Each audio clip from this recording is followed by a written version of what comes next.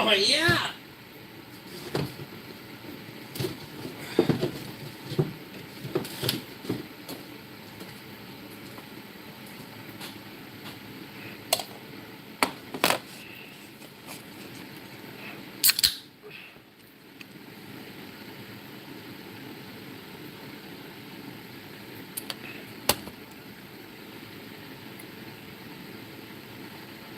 Daniel's in.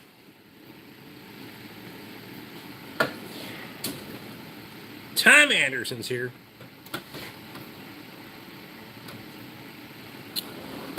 Lee Harris is in.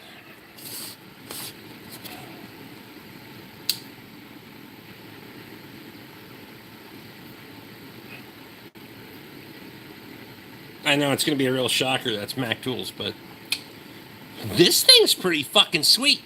You know why? Because it has a fucking pry bar built in. Or a flat blade screwdriver, but nobody needs a flat blade screwdriver. You can also put bits in it, but I'm not carrying it as a fucking in the sheath with the bits. That can fucking be a 1/4-inch driver. I don't shit, but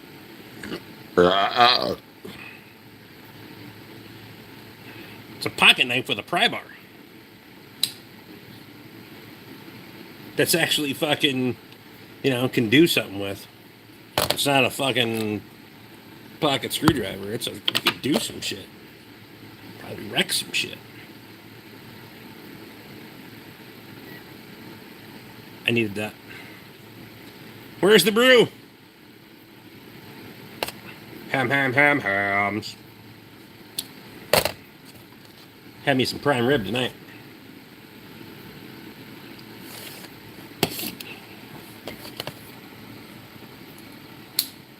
This thing's sharp as fuck, too. So totally screwed up world. I haven't seen you in a live stream in 2 days. Well, for fuck's sake.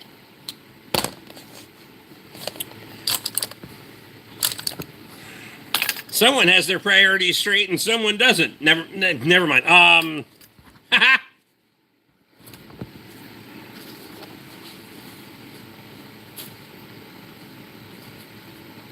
All that matters is that you're here now.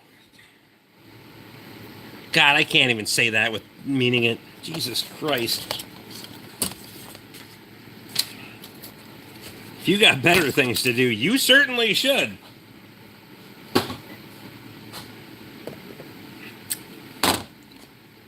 Here killing brain cells and talking about it.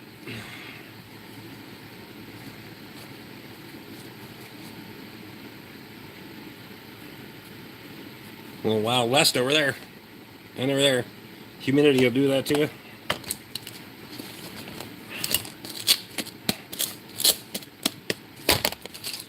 Clean my shit up. Maybe I should try to organize a toolbox drawer. I do have the stuff. Well, I thought that the last time. That didn't fucking work. I haven't completely finished that drawer, but whatever. I'm over it.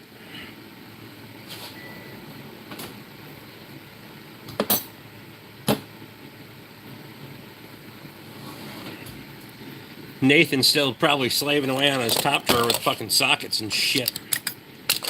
Sent me a picture earlier that he was fucking 15% into that.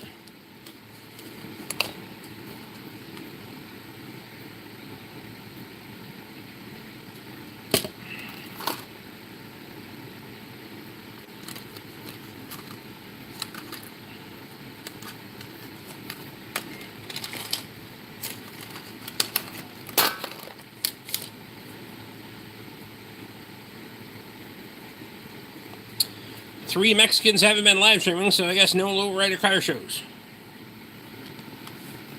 Do you watch lowrider car show Mexican live streaming?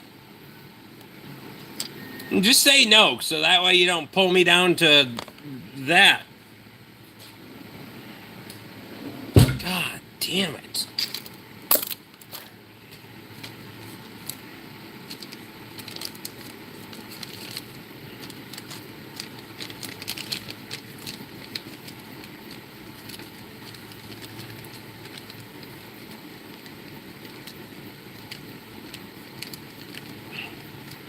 Was Grumpy supposed to live stream? I don't fucking know. I'll get a notification if he does, but... Okay, no, I don't watch them. Thank you. I needed this. I'm playing for the self-esteem team today, all right? Fucking, I needed something this week. Is it just me, or is it... Maybe if you're... I don't even know if it industry matters, but short weeks always seem to, like, just average themselves out, right? The shit show just concentrates itself on the 4 days that you're...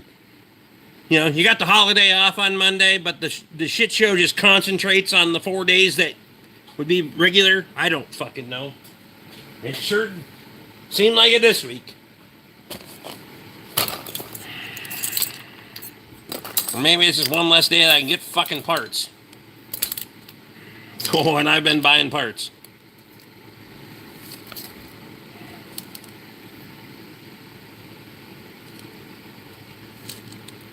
Having a record year.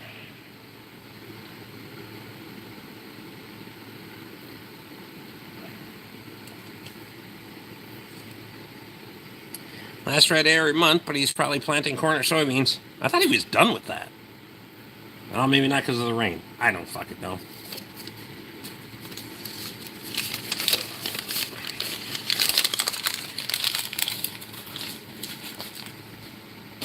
He's usually Johnny on the spot. I mean, Andy in the dirt, or I don't fucking know. Should have said Andy in the hole.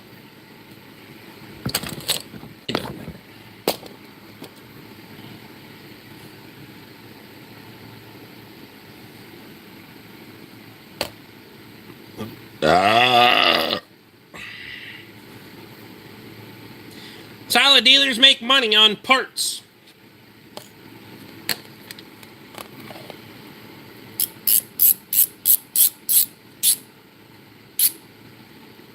I mean, well, you have to make some money on parts, right?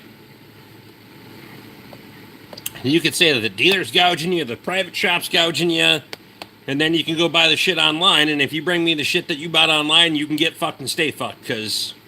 Or you're going to sign an agreement that you're paying for it as many times as it takes to make it right. And you know how many times that works? Not very many. I got enough shit to do. Ron's in.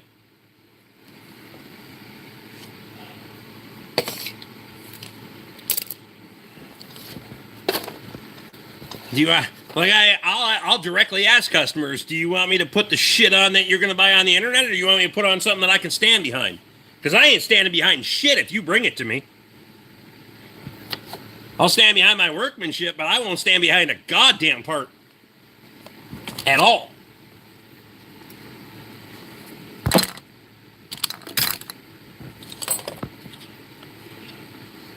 And you're going to get surcharged for it. Not even going to lie. Because part of my business is making money on parts.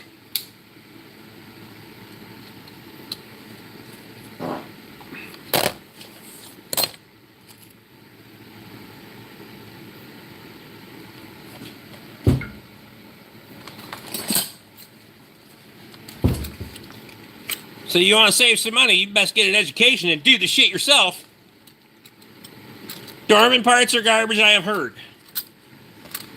It depends on the part. Dorman makes a lot of parts for a lot of manufacturers. For example, well, this box is new enough it's not going to say it. Dorman has bought out a fucking load of hardware industries, right? So some of your stuff is going to say Dorman, hang on, I'll get a box. Rockford. That's the one. It was in the way. So on Toby's channel in particular, when he talks about Rockford bolts, they're just fucking Dorman bolts now. Now I'm just saying. Do you believe in monsters? What do you mean believe in? I've seen some.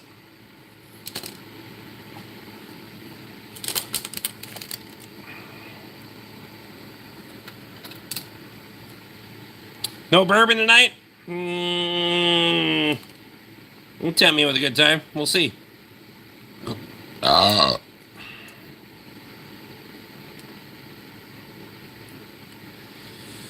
a chance on an alternator for one of the case loaders off eBay, $99 delivered versus $450 from case with an $80 core. And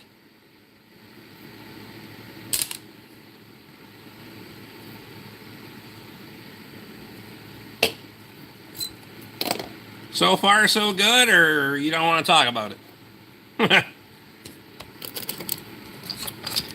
And I'm not saying that all online parts are bad. I am not. I'm saying there's a lot of counterfeits out there, first and foremost. Secondly, I just can't stand behind it, right?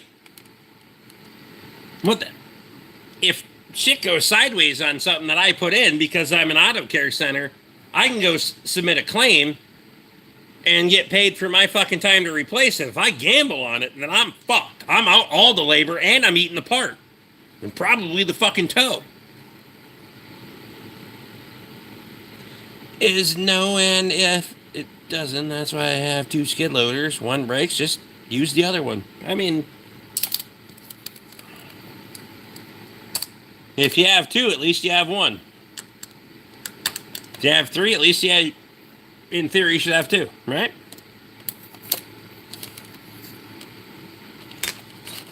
I got like 14 tractors and only 2 of them work, so it's fine.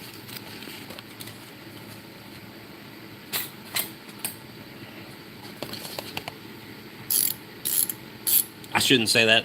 Only one of them has air conditioning, so that's the one we're fucking using because it's hot out. I did not turn the AC on in here today, but I am going to get rid of that and the other one on the other wall and put a mini split in here.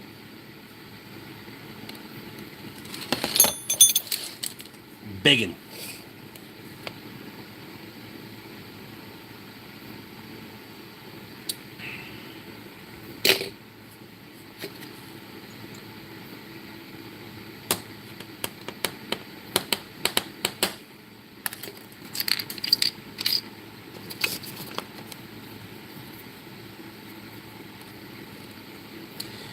Think we have 45 or 50 tractors total and 8 of them run. See? Yeah, it's like a 1-to-8 ratio. It's or 1-to-6 or 1-to-5. It's fine, right? You don't need to worry about that shit.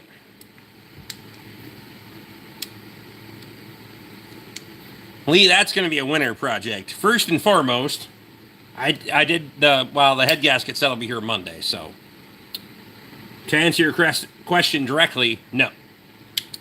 But for the uses that we use it around the yard, the head gasket being out of it is going to be a big fucking deal because I'll just dump coolant in the bastard because I'll drive it from the fucking garden to the pigs or the garden to the house or any of those other things.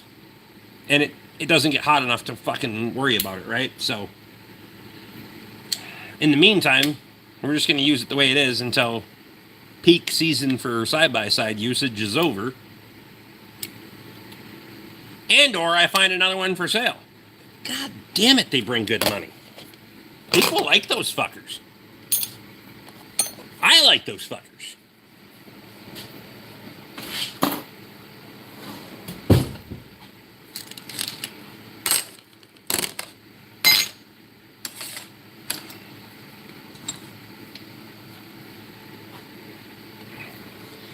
One-year warranty, the eBay has a 1-year warranty.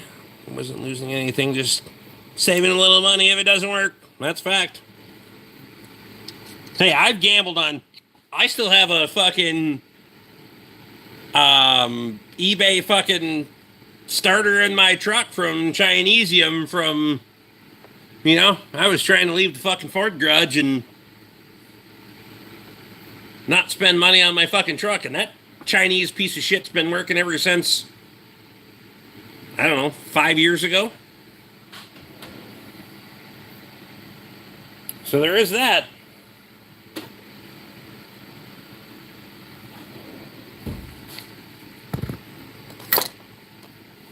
Ironically, I have a brand new one sitting on the shelf for it, so And it turns out that the 6.2 in my truck and the 5.4 in Katie's truck take the same fucking starter, which I didn't know that, but they do.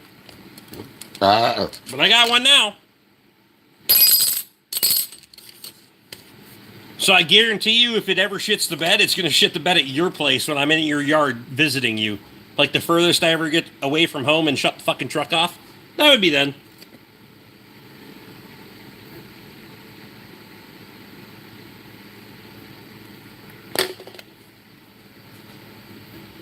Matter of fact, now that I say that, I should just put the starter behind the fucking back seat because there's always tools in it.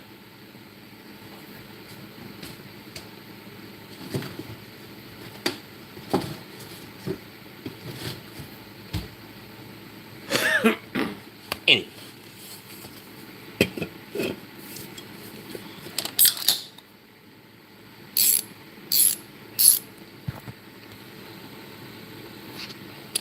They're considered workhorses. They just don't, when top speed's 19 miles an hour and you're driving the bitch to 25 miles an hour down the road, I'm pretty sure that's what took her out.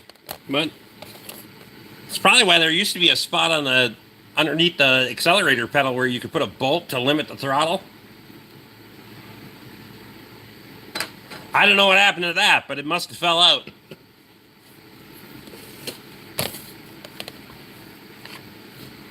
But I probably got one to put back in it. You know?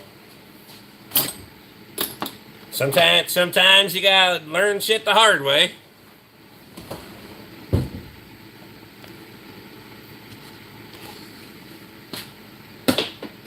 I may not be a smart man.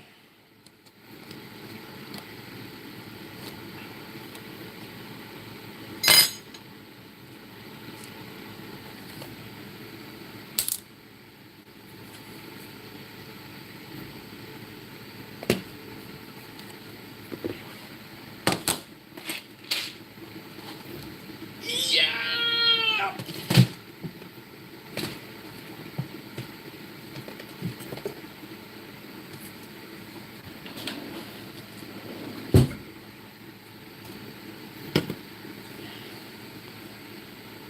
Fucking moth.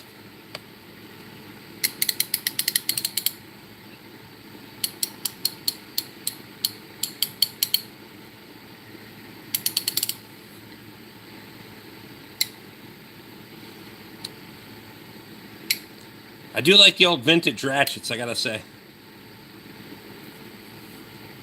I was looking for some vintage fucking Mac ratchets on the interwebs because I don't have any, but I'd own some. But then I don't feel like the story's as good, right? I need to find them at a damn auction, but there ain't no fucking auctions around here. I need to have something. Can't just be like, I went on the internet and bought one. That doesn't work.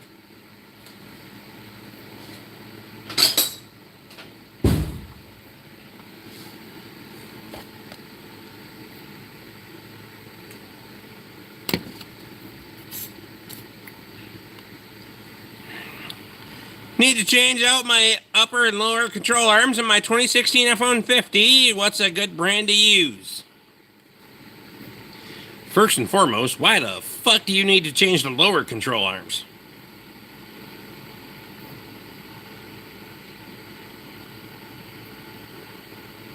You live in a climate where that shit's rotted the fuck out.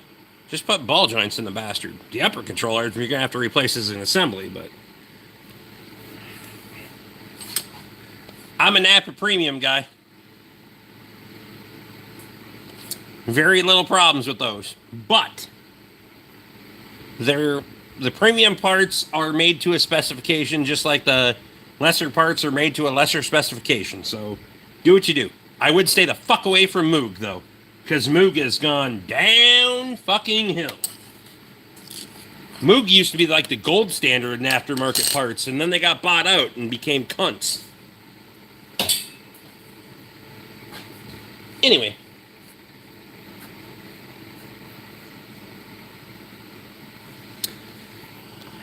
Finally used the Mac ratchet and I bought from you to break off 2 bolts on the exhaust flanges. It will Motorcraft.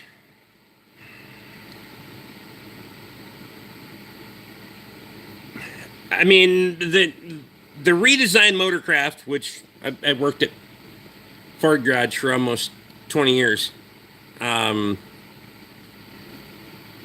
I have not seen a ton of Motorcraft problems. So if that's the direction you want to go, fucking let it rip, Tater Chip. Have at her. Wouldn't be my first choice. That's not. I might be a little bit biased.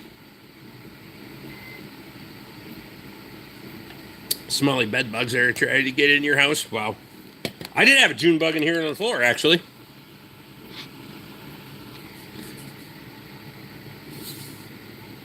What's the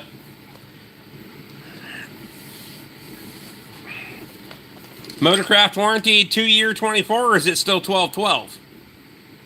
Also, does it matter if you install them yourself or not?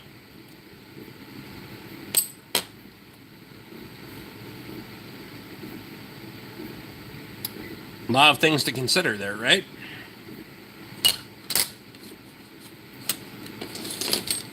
I think the check me if I'm wrong. I'm gonna check before I speak because the fuck are June bugs anyway?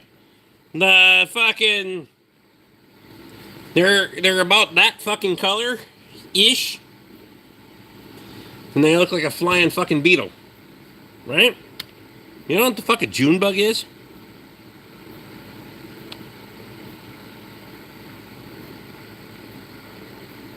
Flying beetle.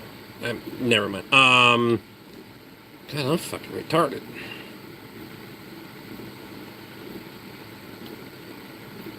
I think Napa premiums are going to be lifetime. Lifetime on the part, 2-year on the labor. I'm pretty fucking sure, but we're gonna.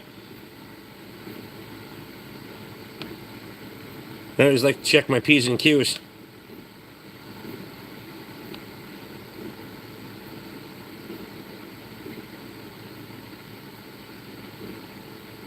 Fuck. You. I don't care what engine's in it.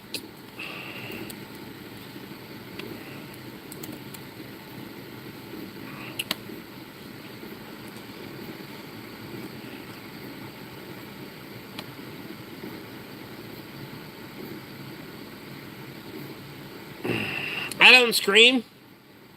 I mean,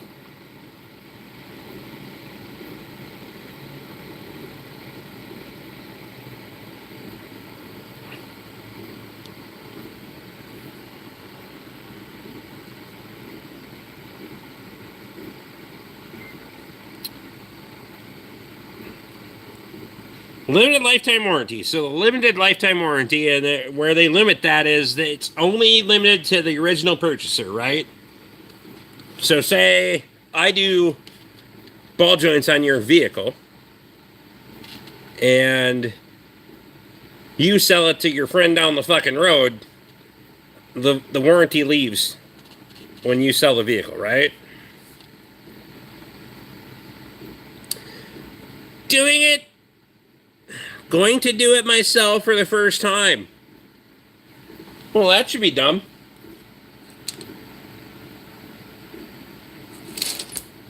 I assume you're going to get aligned when you're done because that would be the smart thing to do. Have you done mechanical? This is going to be great.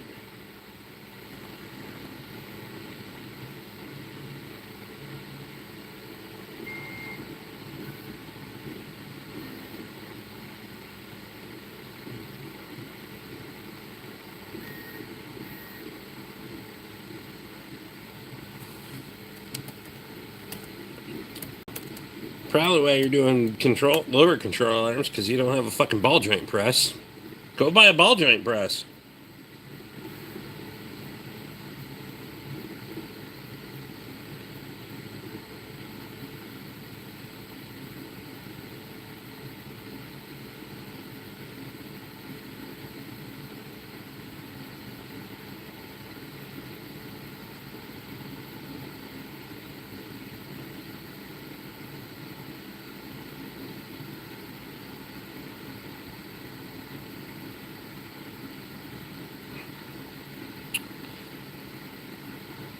Emily, did you get the video the BlackBerry sent you? Emily says, nope. Fuck no, of course not. Jesus, there's a lot of options. Lower control arms are substantially more expensive than putting a fucking ball joint in them. However, don't fuck up the ball joint when you press it out, or you'll hog out the control arm and then have to put a control arm in it anyway.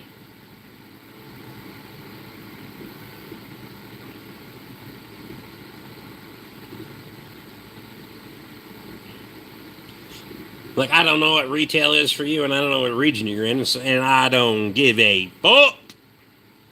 But you're at least a $200 difference from a ball joint to a fucking control arm. So, how the hell are you? You have an ear from hell too. Well, perspective is everything. I appreciate you, buddy.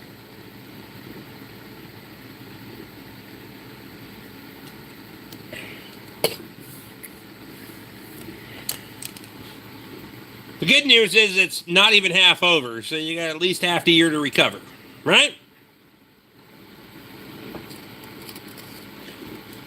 Or at least the O'Reillys will. Our napper is pretty worthless compared to the one Rick deals with. I will say that my local Napa is not renting you shit. And I don't believe that the damn parts stores or the damn parts store should rent you fucking tools. I don't agree with that at all, but do what you do, in some places, whatever. Go buy your own fucking tools, right?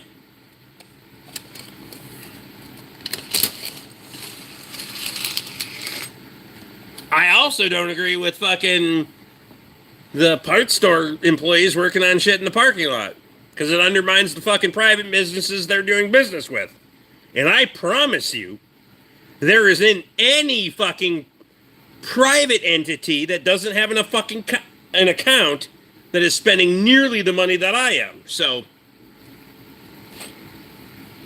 hoping you're hanging in there, man. Ain't been able to catch you lately. Been stupid busy. Everything from dog dentistry to plumbing. Life happens. Also, I'm not fucking a dog dentist. At that point, I'll just put the motherfucker down. Or pay the vet bill. I don't fucking know. Rather have Rick work on my vehicle? Appreciate you, buddy.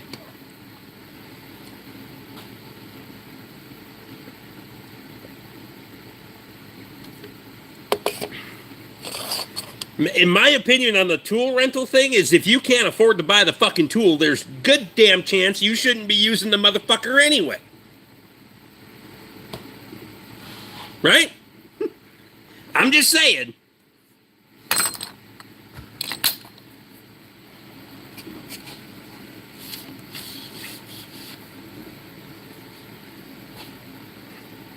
I've seen more people fuck up their own shit, and then are you finding the parts are becoming impossible to find? Local bumper-to-bumper chain, Dorman affiliate, can't get fucking near anything. Only eBay is saving you lately. I think that has to be due to your location. I haven't had a lot of problems with finding parts. The parts have been fine. Prices are going up. We did have a little bit of a shit show with oil. That, because I buy bay boxes, 6-gallon bay boxes from Napa, have forever.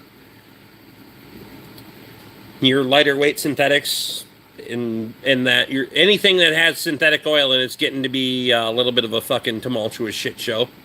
But we worked through it. Oh, there's a June bug. Went in the lawnmower. Fuck it. They're the type to mess up the whole job, then come into a legit shop, whine about the cost to fix it correctly, and have to pay more because they fucked up more shit. That's absolutely true. Mopar 8-9-speed transmission is fluid is hard to come by. Well, I'm only running Pitocin, right? If you're fucking in a Mopar, I'm only running Pitocin because that's what it was Germanly engineered to run. And if you're substituting, you're an idiot. That's just my opinion. But I'm in Oklahoma. Shop wants $2,000.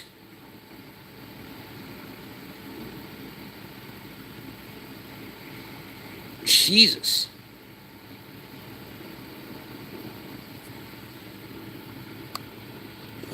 Ah.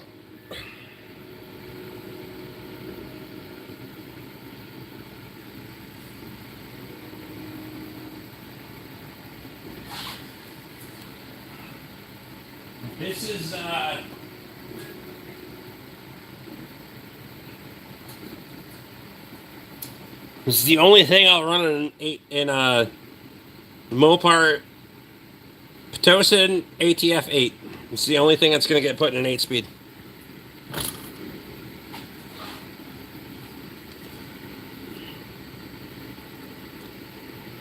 And I had a customer had a high-speed come apart on me about the cost of doing this transmission service. And I was like, dude, I don't give a fuck. It is what it is. You can just run the bitch until it quits, and I'll put a transmission in it for $8,000. I don't give a fuck. I don't care. We could do the $800 transmission service, or we can put the $8,000 transmission in it. I don't give a fuck. Pay me now or pay me later.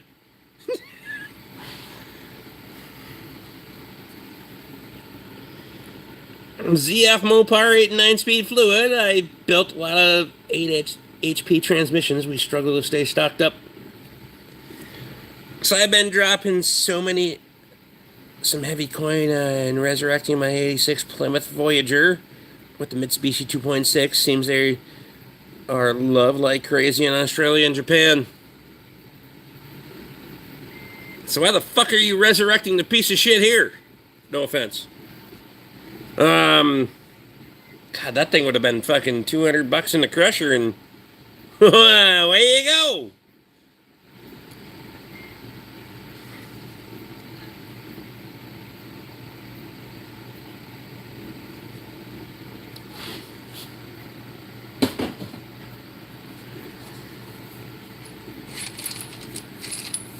Like I tell 99.8% of my customers, as long as you got the money, I can keep that bitch running. There is a 0.2% or 0.02% that I have told that we can no longer work on this fucking thing.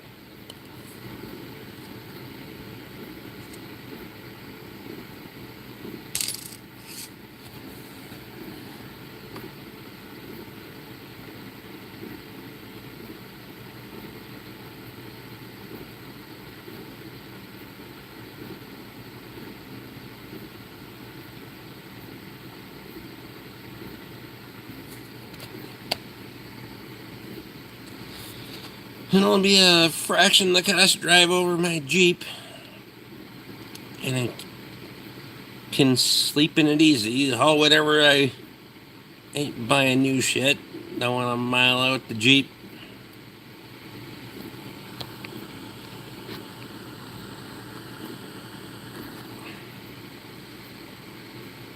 I mean, that's fair. I mean, you do you. I don't give a shit.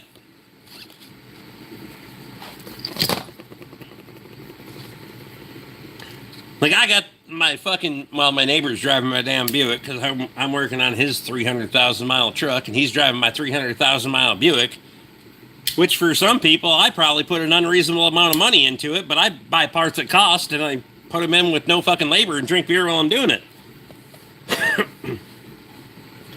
Then after working a whole damn week on somebody else's fucking shit while you're sober, getting a little fucked up and working on your own vehicle is kind of fun, not gonna lie.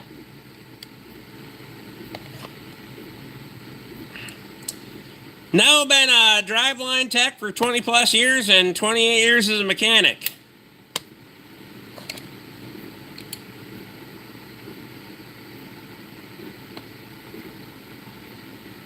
Rough. Are we combining the 20 and the 28, or are we just we're going with 48 in total? I'm trying to figure out how fucking geriatric you are.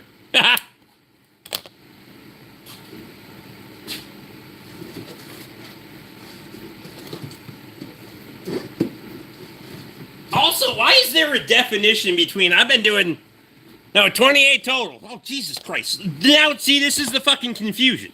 Why the fuck is there a definition in between these things, right? I just hit shit with a hammer for a living. All these things can get hit with a hammer too. I don't give a fuck. All of this shit. Man, can all get hit with a hammer. I don't give a fuck on any day.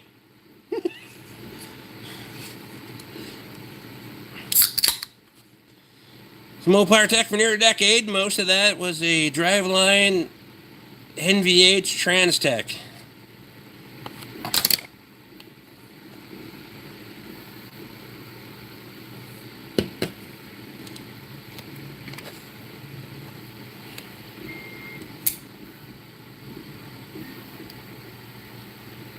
Working at an independent transmission shop.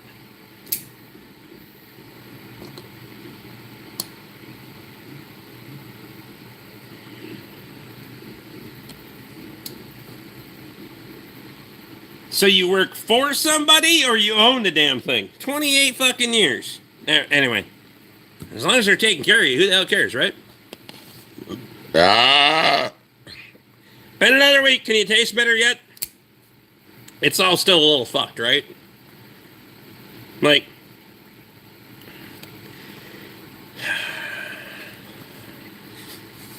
the best way I can describe this is the things that I always have they don't taste bad, so fuck it. It is what it is, right? But the things that I don't usually have, it's like, oh, well, that's fucking weird. Like at Plout, I had jalapeno pizza, and it just tastes like fucking pickles, and it doesn't wreck me inside. But where spicy stuff used to wreck me inside, now it doesn't wreck me inside. But I had 2 days where everything that came out of me looked like fucking tar. On both sides. So, that was fun.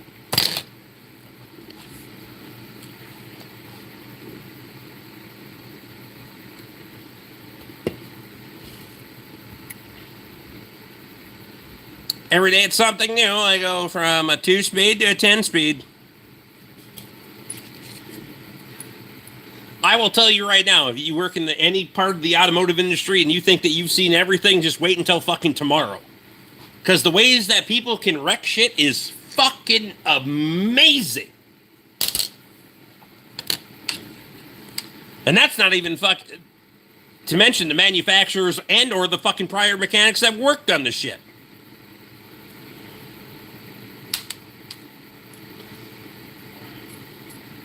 Lee, to me, water still tastes like absolute trash. Like, it's just fucking weird, right? It just tastes like something, like, Hamm's is not what it used to be, but I drink it out of habit, and it's not bad, but it's not what it was. Had prime rib tonight, because everybody was like, if a lot of people say that after that shit happens, then beef is fucking hard, right? So I started with a burger. We had prime rib since. It's good, but I taste the pepper and the salt. So I salt and pepper the fuck out of it. I taste that more than I taste the beef. But everybody else says that fucking beef tastes like fucking acid, so it doesn't taste like acid, which is good, because otherwise I have to sell the fucking cows. Because I like eating those bastards, so I don't fucking know. Went from dealer to independent way up in Dawson City. Massive eye-opener for me.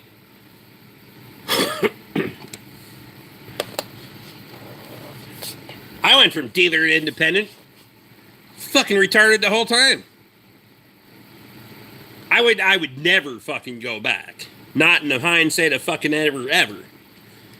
But the amount of fucking I thought when I left, I was like, well, maybe I'll get a few customers that'll follow me, and yeah.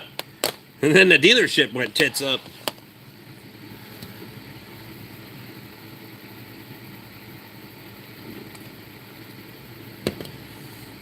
I don't know that I could work for someone else ever again. The shit that I say and the fucking things that I do to people. Like, I just fuck with people for Good time, right? Oh, yours too. I think it's like a fucking, maybe it's just a part of the job that the service advisor has to be a real piece of shit. You could have said it. You're not a moderator, but it's your favorite motor, the one that you can afford to fucking pay the bill on. I don't give a fuck. I don't give a shit what you drive as long as you can afford the bill when it comes due. Don't care. I'll work on almost anything. Almost. I'm almost completely burnt out of working on Land Rovers. But I already bought all the fucking tools, so we may as well keep making profit on those son of a bitches. Thought about going back to my first dealership. They want me back, stable, good people. I've seriously thought of it. But I also remember the bullshit, too.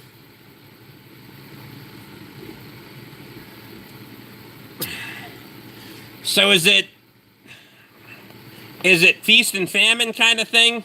Because I know a lot of people that go independent and they do the feast and famine, right? And it seems like that's been like their biggest fucking Achilles.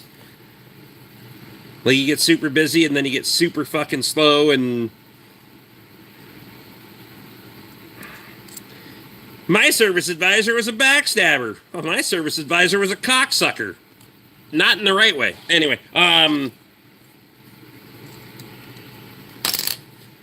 backstab, cocksucker, doesn't fucking matter. I'd have fist fight that motherfucker in the street any day of the week.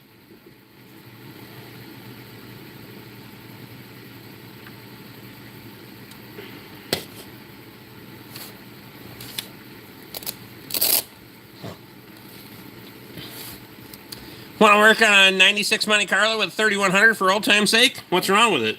Intake gaskets? For sure.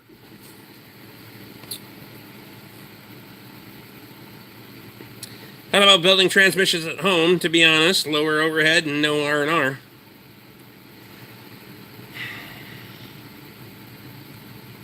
But then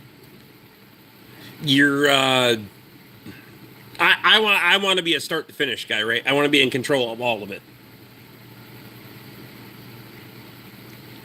Power steering leaks, it's not that big of a deal. If you're going to drive the motherfucker 6 hours, sure, we'll figure it the fuck out.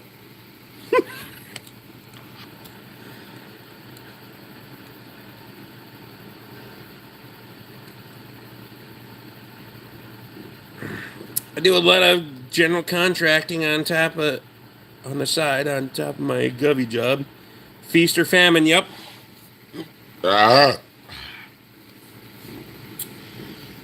will tell you, and I had this discussion with a lot of fucking people prior to leaving the dealership. I'm going on fucking 5 years, and the famine and having time to do shit for myself, I'm ready. Let's do the famine for a little bit. Maybe a couple of years. I don't give a fuck.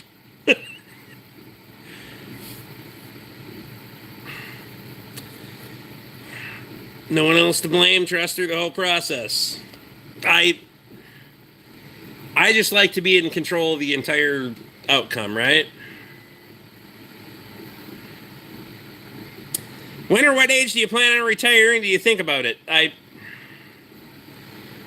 The thing of it is, like, there's been investment toward that, but I don't know what that looks like. I haven't, like, put myself in that mindset, like, what the fuck else am I gonna do, right? Go fix a little bit more fence? Like, I'm a gear-driven fucking... Not like... I'm not a motorhead. Like, I don't give a fuck about car shows and that shit. But I like working on cars and making some fucking money doing it, because... But I like farming and that kind of shit, too. So maybe I just transition a little bit. But I am at least at this point in my life, I am a diabolical motherfucker if I don't have something to do. You need to put something in my damn hand, and give me something to fucking wreck or make money on, or I'm gonna get in fucking trouble. It's just how I work. I'm not a... I can go sit on the fucking beach and drink a beer for about 30 minutes, and then I need some shit to do, or I'm gonna get fucking in trouble. That's just how I work. $400. I'll give you $5 if you deliver.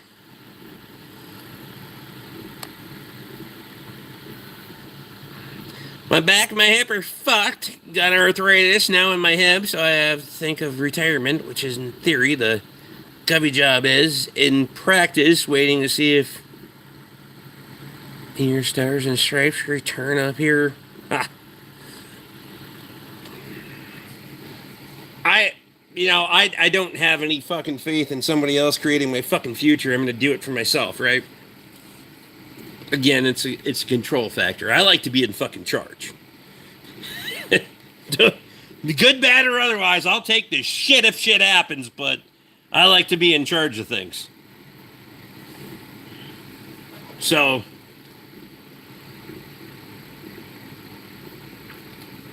fuck no, I'm going to drive the wheels off this thing. Damn it. Well, fuck.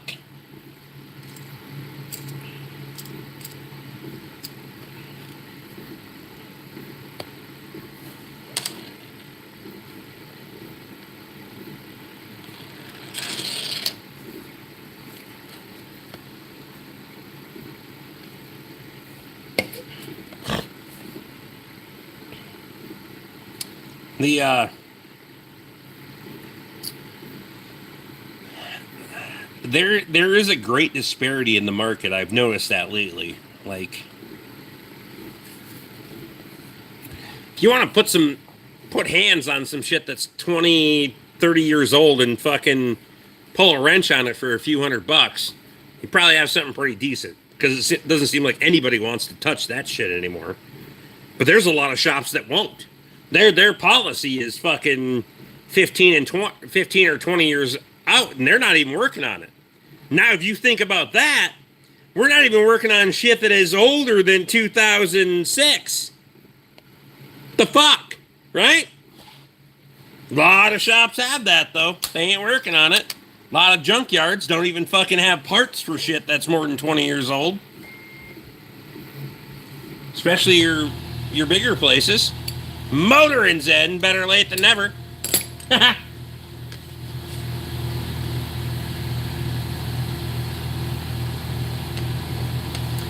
We have a shop that won't touch anything on one and back.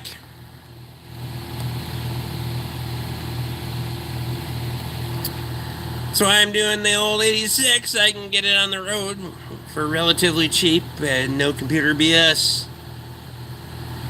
2 miles south of where I live on the road, short by a straight line. I work on anything. I won't work on anything if I don't see a profit in it. Jesus, the fucking bugs are coming in the window now. Jesus.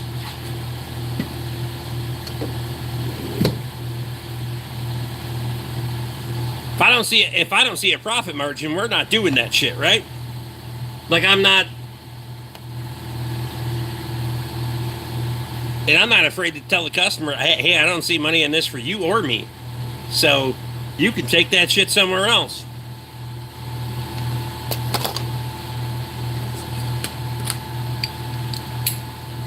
Hell, I had a guy call me earlier today because he had his brakes done. Well, 2 instances today.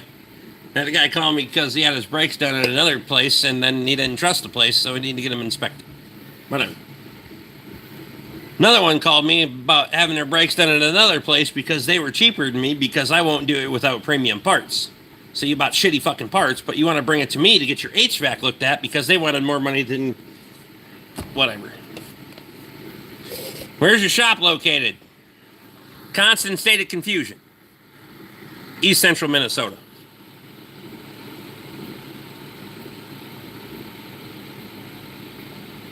You guys can have these vehicles with AI recognition. Don't stick with older shit. Oh, it's gonna get way fucking worse, dude. Way fucking worse.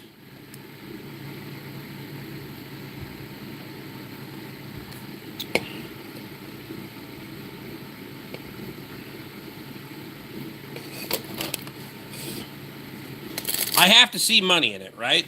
Like if I don't see money in a job, this isn't a non-profit. Pistol, yes, I'm in Minnesota.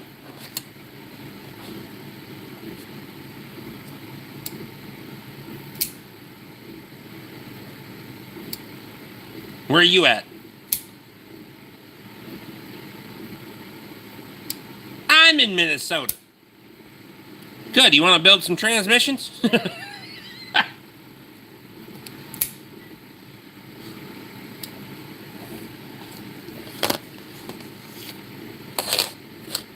Minnesota's actually a pretty damn big state. Oh, you're way the fuck down there then. I'm in the good part. You're in fucking corn country and cocksuckers. By cocksuckers, I mean the people in between me and you.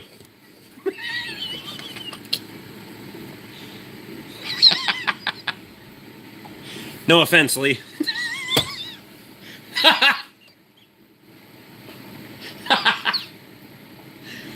Ah, damn it.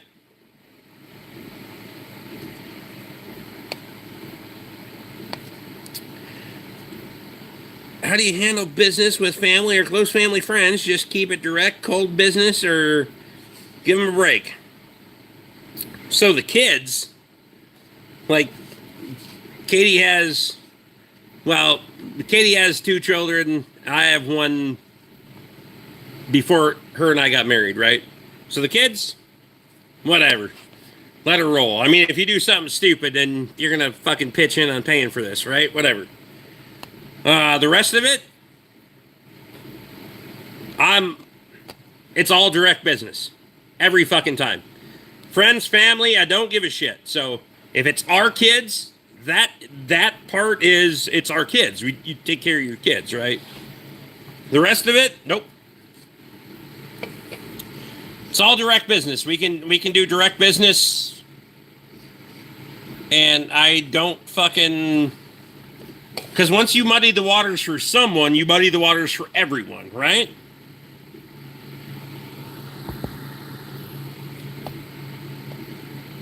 A lot of weed hoarders and probably can't remember certain things. Probably some of them he doesn't want to remember. I mean, some of us have a lot of things we don't want to remember. Some of us don't have that many. Like, I don't give a fuck.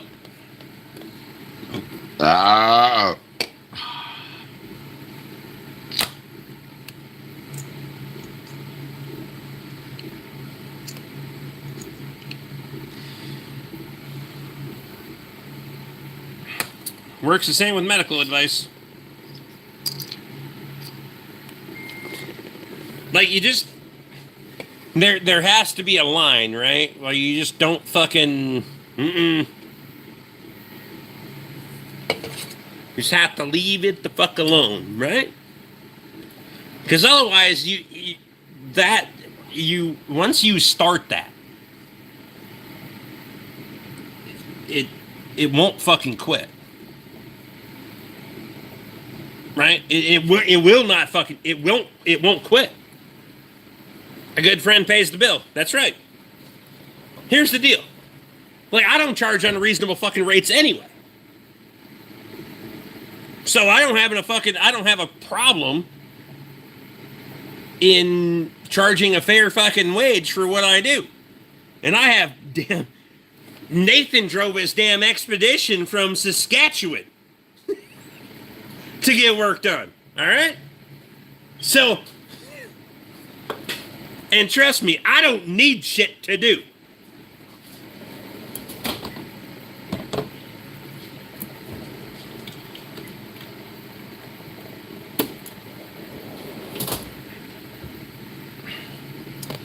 That's right.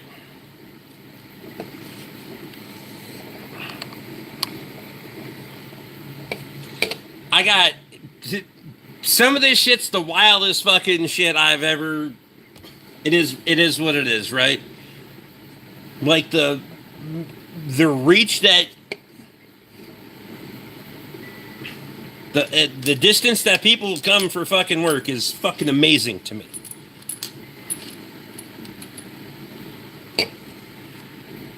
And I appreciate it, but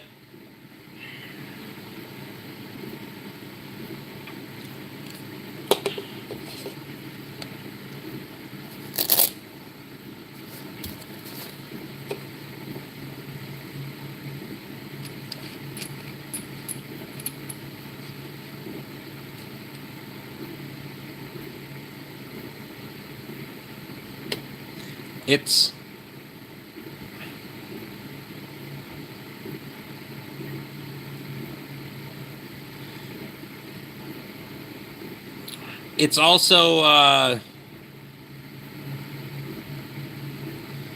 probably the closest besides your neighbors. Well, I have a pretty good fucking network, but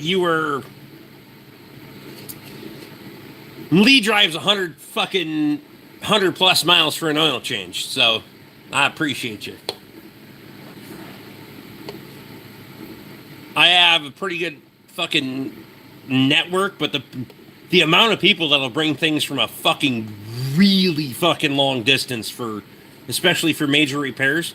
I mean, Chad brought fucking his mother-in-law's expedition from Ranger from Michigan. Put the shit on a damn trailer. Shit's not lost on me. I want to hear about unfair charges and insane price. One of the farms, the borders we rent, had a tractor planter at John Deere. Tractors stopped moving in the lot. Transmission went out.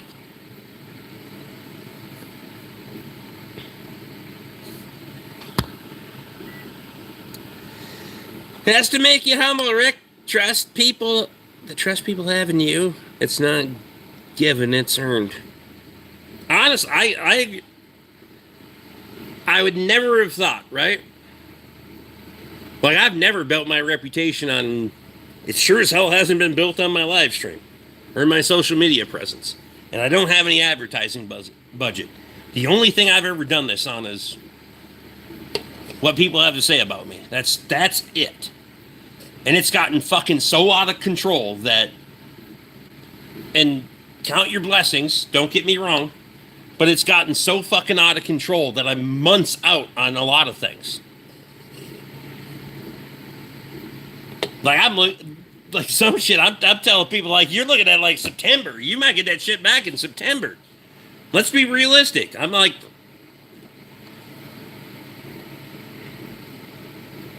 And I try to work some shit in and, you know... But...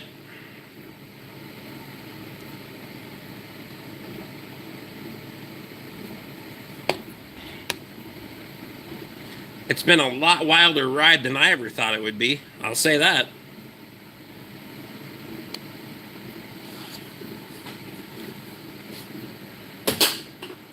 I still can't make a beer can in the fucking trash can, though. One beer and get it. Well, maybe. We'll see what happens. I might want to print one more of these bastards. I don't know.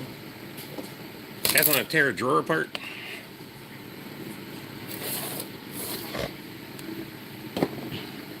Reputation is everything, to the point where reputation gives you more than you can handle. You get to where you wonder if you need to hire help or eat the load solo. Dude, I am not the fucking guy to... I'm not the guy to have employees, right? Like, you owe me results and I owe you fucking money, and just in the fucking way that I talk to people, it's not going to work. I'm better left to my own devices, right? Yeti will help out a Dipsy female with her truck. Dipsy? Not at all. All of that advice worked, right? So...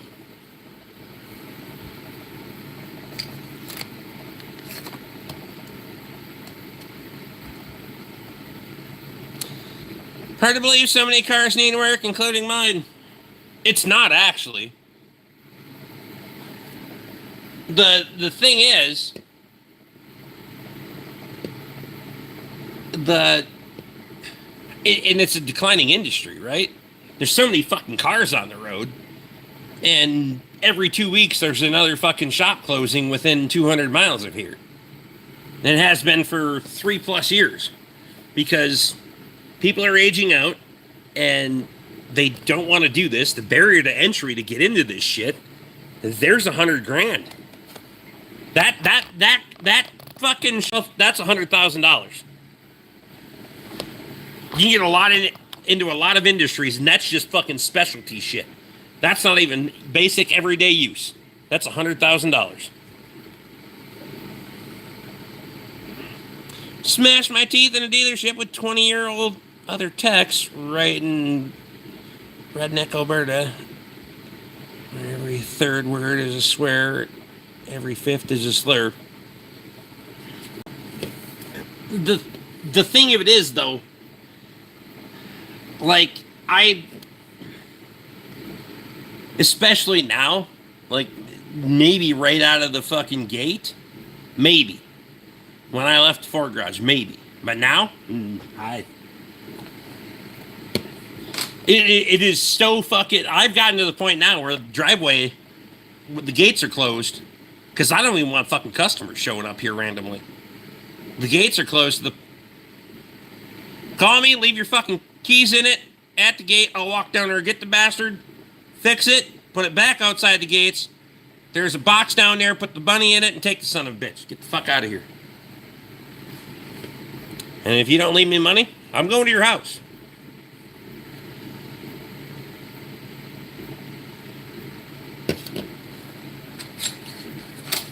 And then you better have money and beer.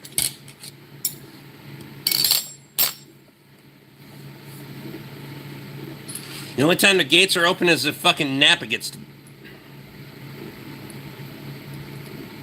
is on the way. You've asked Rick for advice. He's asked you for medical advice. I asked Rick for his opinion on certain things. And then I pick up stuff from online auctions. It's a community, right? You don't know what you don't know until you know.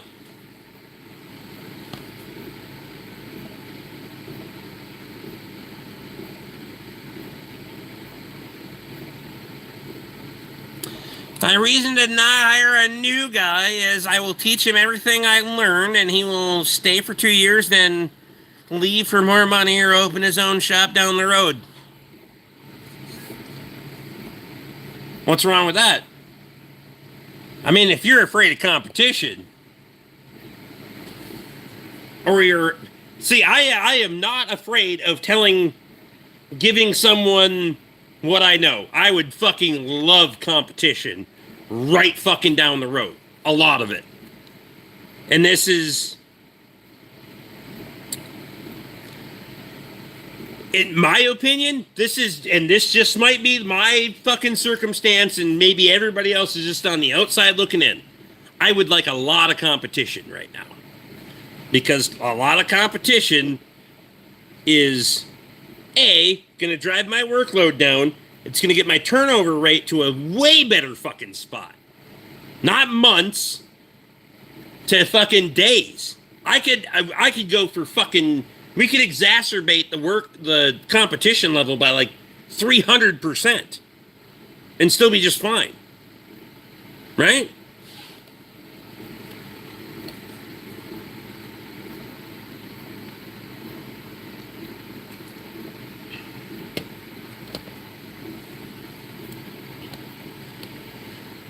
The transmission side gets very cutthroat. You would be amazed how poor the remans are. No, I wouldn't be amazed at all. I do my fair share of... getting into transmissions, only when it's one that I feel comfortable in. And it's not a lot of them, you know? You know? Like a fucking 4L70, or a 4L60, 4L80, 4R75E, 4R75W. I'm not getting into a lot of fucking weird shit, right? But I know I know what I can do. I also know the tools that I have. And I don't have all the damn tools for all of that shit. So, yet, the amount of tools I buy every fucking week.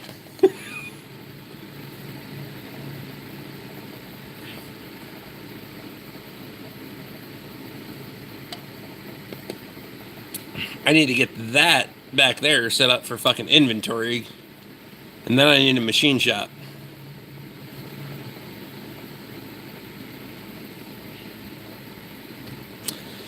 That's the problem. No special tools, no way to do the fucking job. Insane. Well, everything has gone to a special tool, right? Like, you're either in or you're out. It's gotten so much worse. I've been doing this for a hot minute.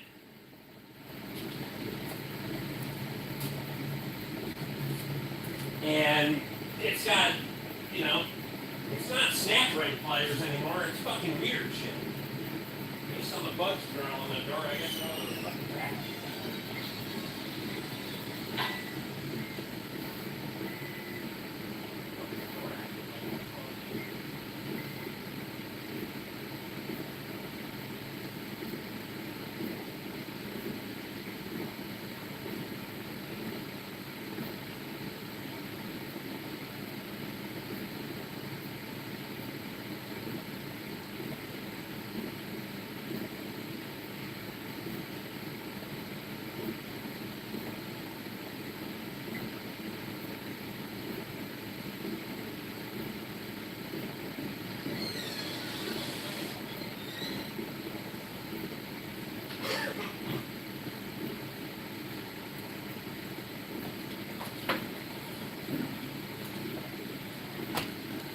Did you pass out? Just one time?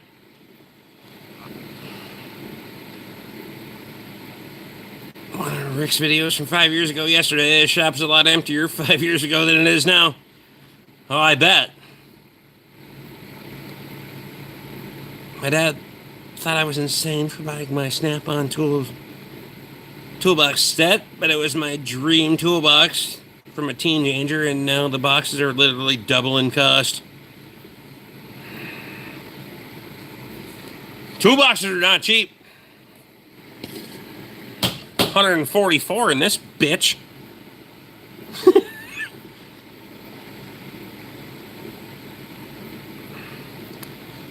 A lot can be said for a good toolbox. A young tech starting doesn't need a top of the line, but once you get settled in, it's worth it. Yes.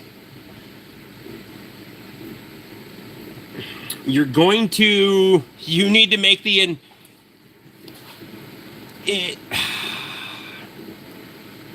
So I'll tell you right now, when I left the Ford garage, I had a service cart and a pile of fucking tools in the corner, and I worked there for almost 20 years, mostly because I traded my toolbox for some cool shit. But whatever.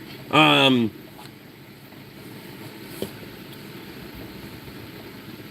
also spent fucking 98% of the time that I was there trying to get fired. They kept paying me. And I just left and took all their customers. Turns out if you just drink beer and tell people the truth, you can have a pretty good business. Anyway. But yes, you need, at some point, if this is going to be your career, you need to make the fucking investment. I agree with you.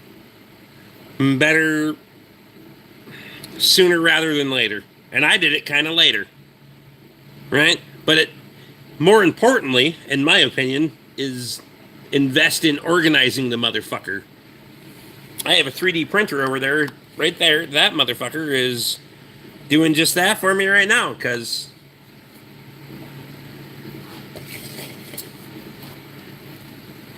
you can have a lot of toolbox and a lot of fucking drawers full of absolute fucking shit. And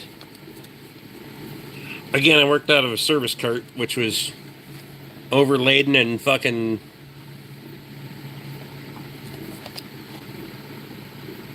welded shit together, welded nails on fucking stuff for hangers, and it was pretty crude, but it was efficient. I was salaried plus bonus, and I got fucked on my bonus because of management, so I was salaried. But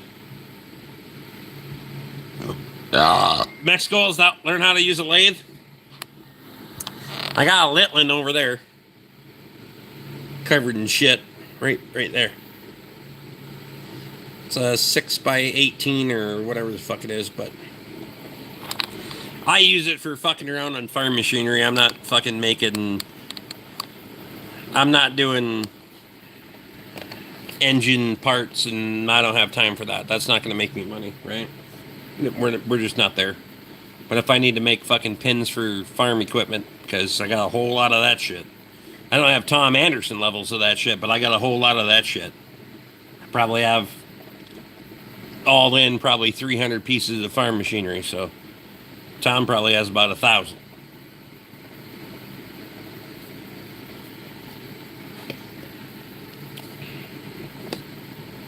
Special pressure plates for clearance on clutch packs. Well, and that was my idea of getting this, because a lot of your special service tools, aside from load bearing, have gone to some type of polymer, right? And so if anybody has invested a lot of money in special service tools, notice that most of them have gone to some type of polymer. So getting familiar with that, getting familiar with the 3D CAD drawing, and just being able to spec my own damn tool. While I'm tearing the fucker apart, that motherfucker can be making the tool for me to put it back together. Just my opinion.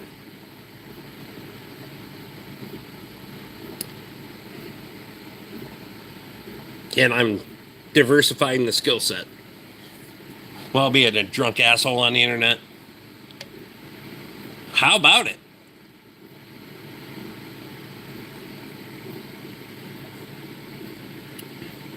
Well, likely over 3,000 pieces. I mean, that's fine. I mean, if you leave them in pieces, they'll be in pieces.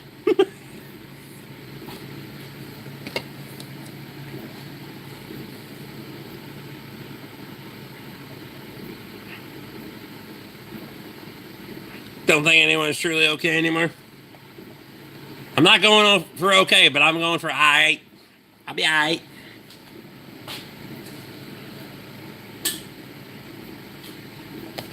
Be aight.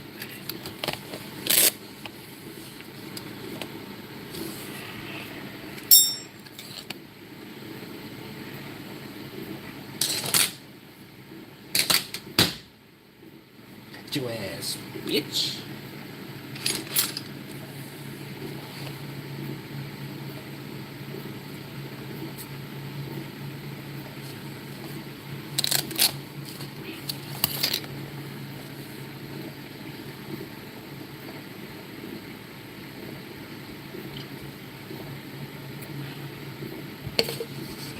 Speaking of your emojis, we get to have aliens now. Did you see that? The government said we get to have aliens now. It's fun, right?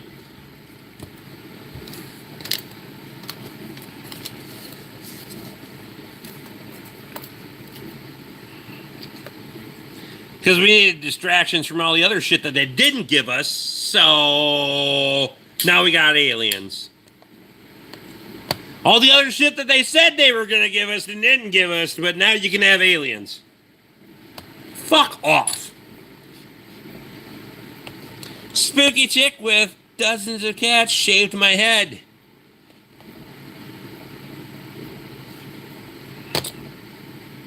How is your wife? I got the joke.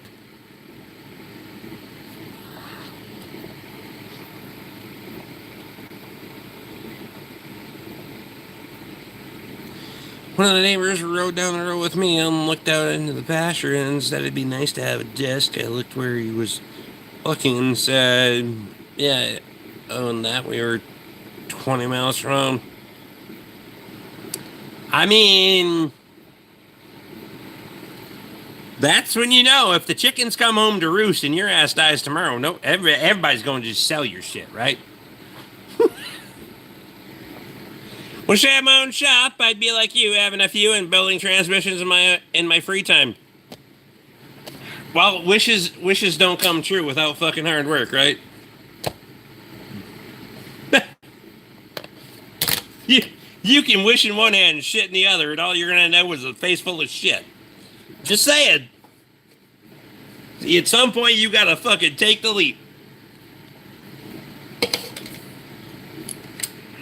My the fortunate thing in me quitting my damn job is my wife made enough money to pay all our damn bills.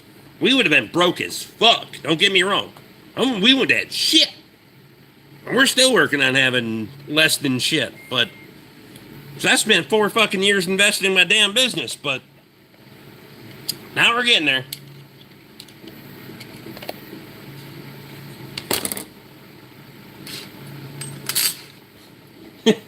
And she was like, do it.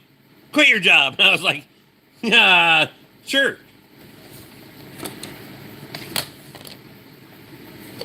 And ironically, I quit my job right here in my damn shop, which is even more fucked up.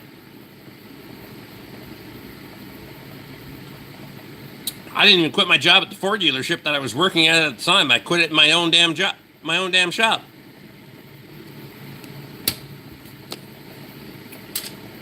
Because the fucking owner wanted to have a meeting and wanted me to organize it. So I organized it because I could drink. Tell you're passionate about it. That's why you're successful. You have to be. If you want to fucking make money, you better do it right. Because you're only going to get one shot at it. That's my opinion. I get one shot at doing this or not. Right? Or going back to working for somebody else. We called it the Ford prison for a reason. And I mean we, by myself and Toby. Well, it's way too late for Toby. He's already tucked into bed, sleeping with the cat. Not that kind of pussy. I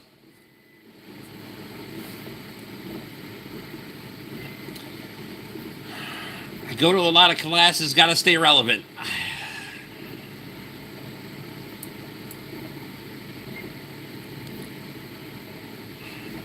I have a hard time with that.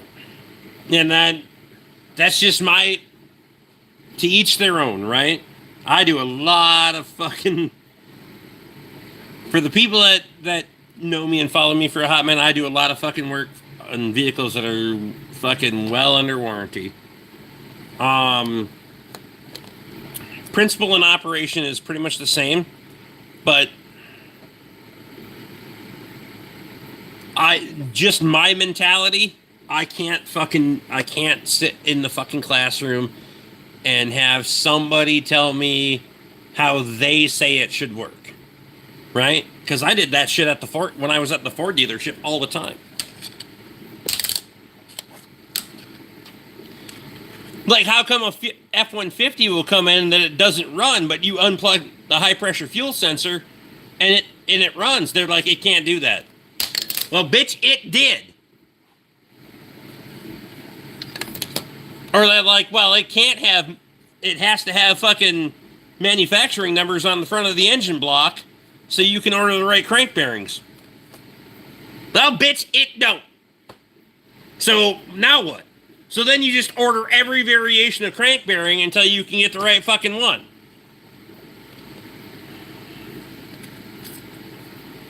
So I've kind of been over the fucking, if I can't figure it the fuck out, I'm willing to go and fucking learn all fucking day long. And as an independent, so there's lots of groups and fucking, you can sign up for this, that, and the other thing, and depending on how you want to, if you're going to have a locksmith license and you can fucking program things, or you're just going to be one of the assholes that steals Kias and Hyundais in the fucking cities and just pirates it, you can sign up for a lot of classes. I'll play the fucking podcast or whatever it is on the fucking computer and listen to it while I'm working, because I don't have time to be in there for the fucking duration. But even that, a lot of it is I just can't.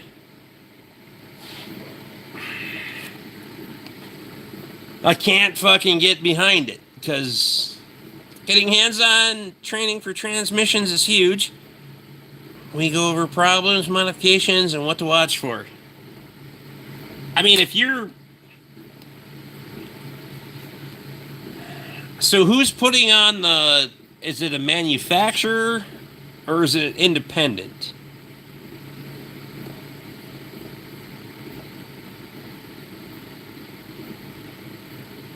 Because I know there's the engine rebuilders fucking... And I'm not an engine rebuilder. I'm a fucking installer. Like, right?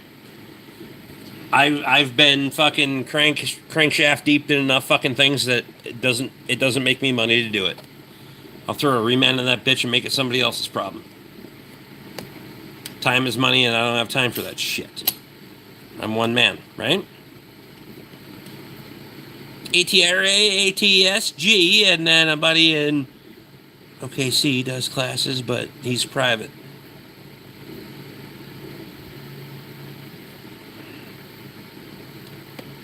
Doesn't matter how many classes you take until you get into it, you've not learned it. That's absolutely true.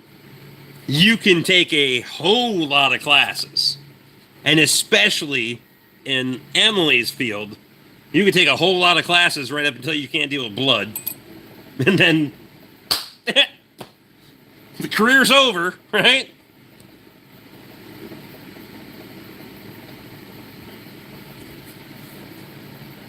Hey, we made her.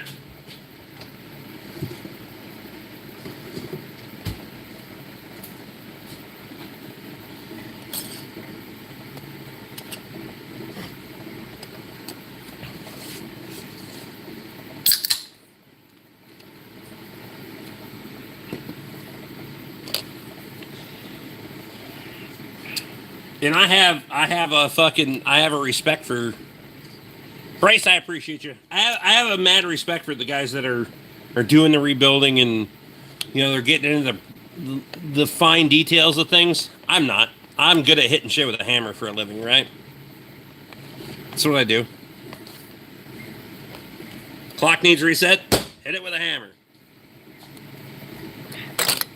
I am printing more tool grid. I was fixing to get into this fucking drawer. Hang on. We're half battery. It'll be fine.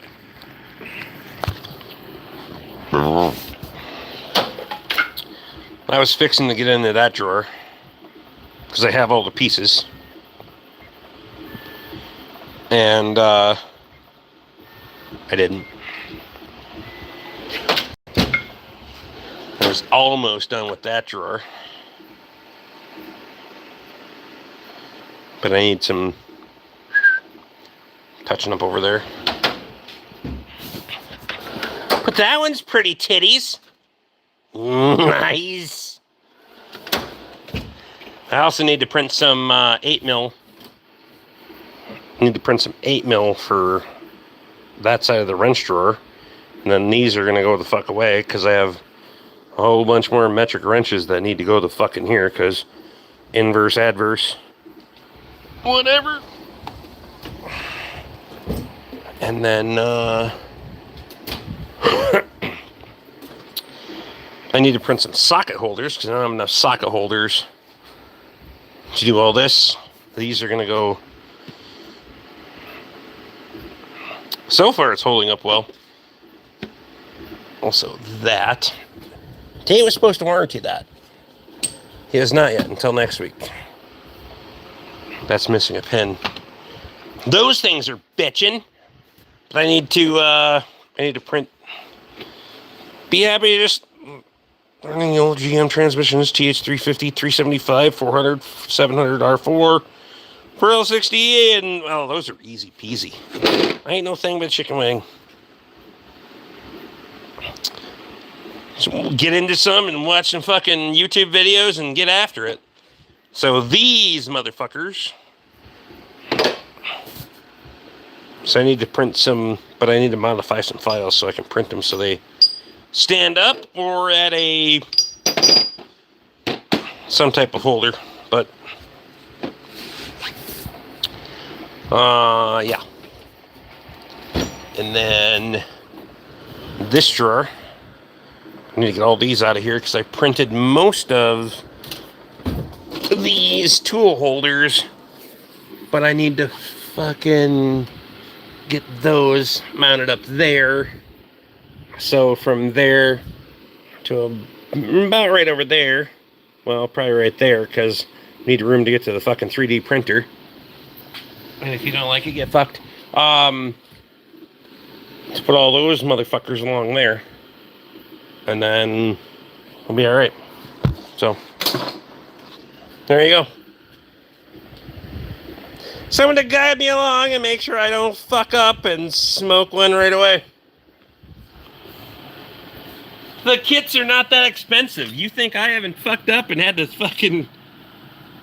It'll be fine. Plus, it's your own shit. Who cares?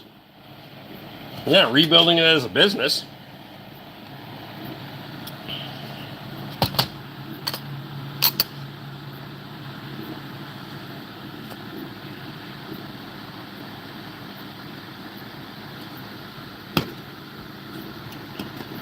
So, yeah, that's where we're printing in there. Buy a marketplace one and pull it apart. Kyle probably has 40 of them sitting in his fucking front yard. I'm just saying, he's just a little chicken shit and getting into one. I mean, it's like getting into an RD4 and then fucking, it's gonna be. This is a refurb on eBay for, I think I paid like $400 for it. Factory refurb. I'm not here to buy new shit, because I'm gonna run the fuck out of this thing until it breaks, and then I'm gonna buy another one. And trust me, it's printed. If it dies tonight, I'm throwing it in the dumpster and I'm buying another one. Right? Because I just run this bitch 24 hours a day, and I think that's probably the best way to go. But Levi's back, so we just print whatever we want to print, and then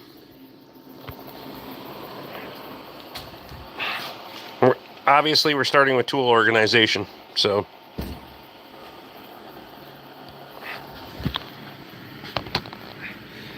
too many videos since he got that crazy. Trollo was after him for plastic thermometer and the wood stove. I mean,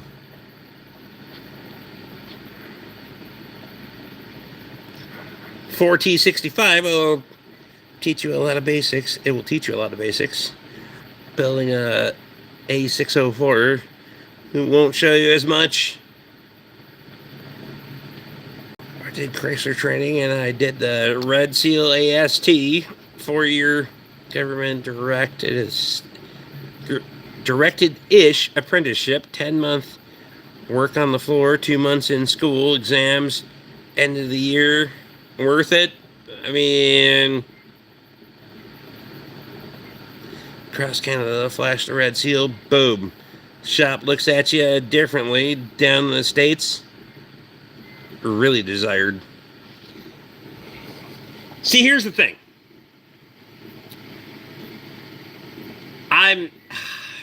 I've had this debate with a whole bunch of people, and I'll be a smart ass to the fucking T. First and foremost, ASE tests are bullshit. And that's the standard in the States. The ASE tests are absolutely fucking bullshit. I don't give a fuck who you are. If you benchmark yourself on being able to pass a bullshit test for 25 questions that I've done in 7 minutes in front of my fucking garage door because of the stupid fucking avatar or whatever the fuck it is, it's bullshit. It's bullshit. But I get a discount because I have it, so I do it. Right? And also, one thing for me that gives that you get off on your certifications and your fucking the history of how long you've been doing this. And I will tell you the first and foremost statement that I always have for everybody is you can do this for a long fucking time and not be good at it. I'm just saying, first and foremost, look at our government.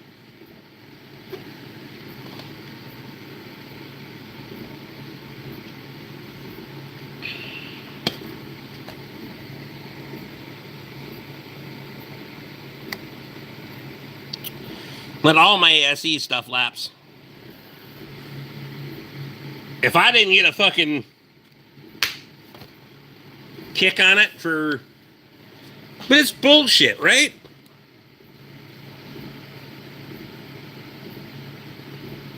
Yankee ASE and Canadian Reed Seal. ASE wishes it was good as Red Seal, but it also agree there's some that don't earn it, but get the Red Seal. Then that's what I'm saying.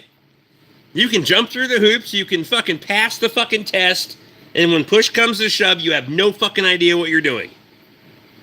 And that can be said in any fucking industry.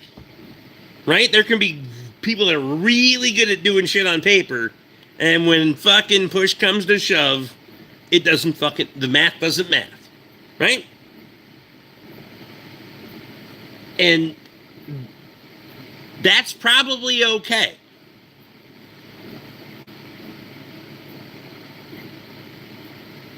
Like, the only reason I have ASE, I don't even know where the fucking thing is. It's down there. I passed the fucking... Passed the thing and fucking gave him my fucking credentials and then shoved the fuck... I don't give a shit. I did that a long fucking time ago when I was right out of fucking high school. I was ASE master certified. I had no business being. Alright? I threatened my way out of high school, went into fucking working on cars, and in fucking 3 years I was master certified. I hadn't worked on half of that shit.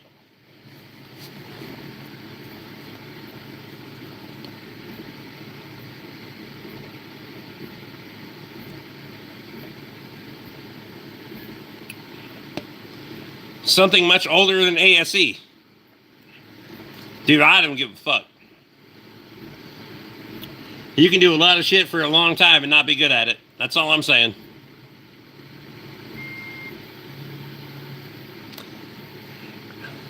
Emily, I appreciate you. You have a good night. Thank you for being a lady. Anyway, in common speak, not fucking...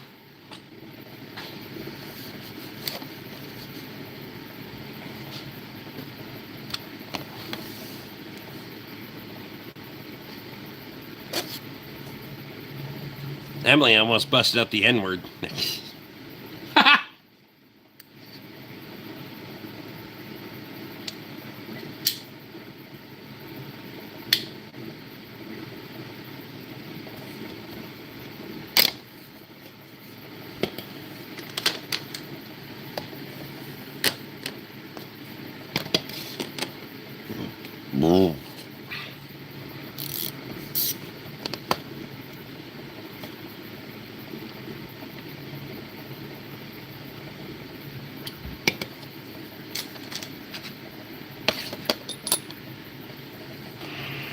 Now on a 3D printer. Fucking jump on eBay. You can have one tonight. Shit, you making that... You making that Bruce Jenner money, you could fucking... Anyway. You should be able to just fucking... flop her down, bud. It's Friday night. Shit, you just got paid. Do it. Buy one. Hell, I don't know why I waited so long. Probably because I was buying other shit. But whatever.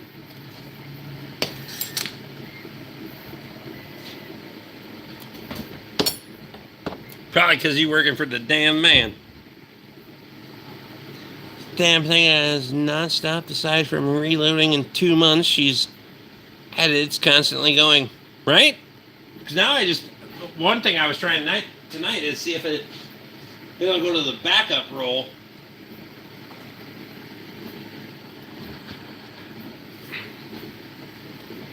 I buy so many one-use tools. What?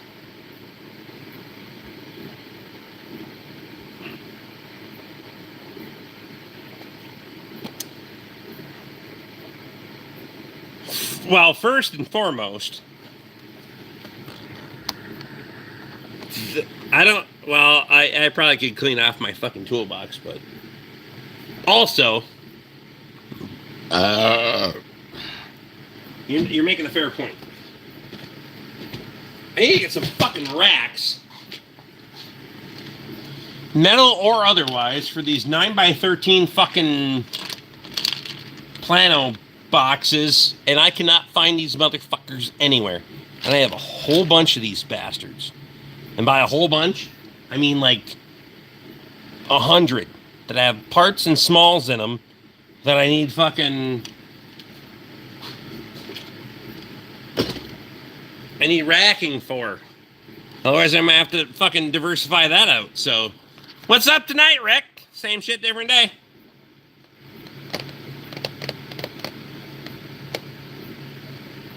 He means those tools you need exactly once and never fucking touch again?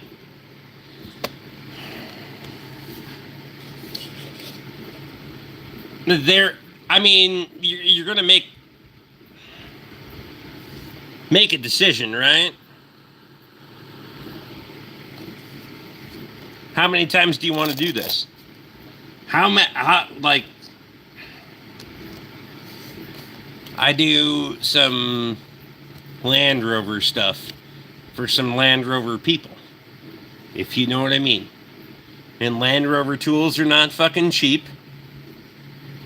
but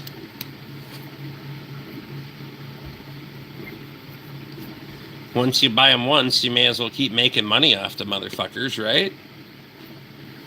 Even though you hate them for the rest of the fucking... You hate it every time, but...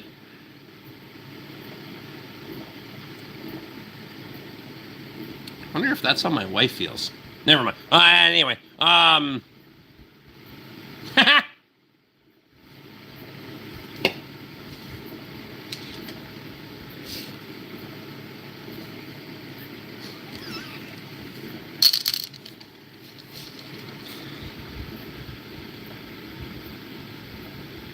going live to car show. Swap meet tomorrow. Jesus. Fucking get after it. Live from the car show. That's not mine. That's not mine. Anyway, I'm not shitting on you. It works for some people, but I can't do car shows. Like, I don't give a fuck.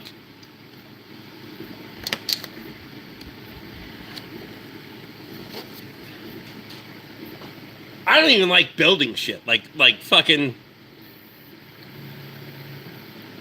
When I was younger, I just like to do retarded shit. But now, it doesn't make me any money, so...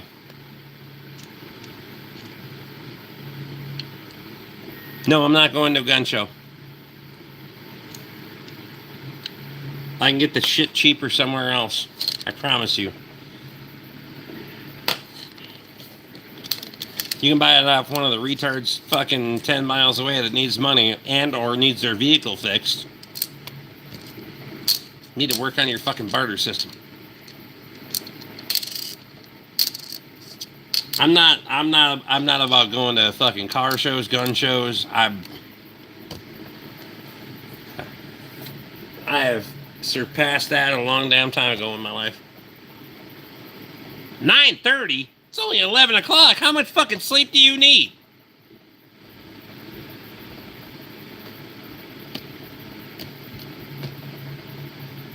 You lucky SOB. I wish I could. Not so available up here. Well, I do live in the land of freedom and opportunity, and the thing that most people forget is opportunity.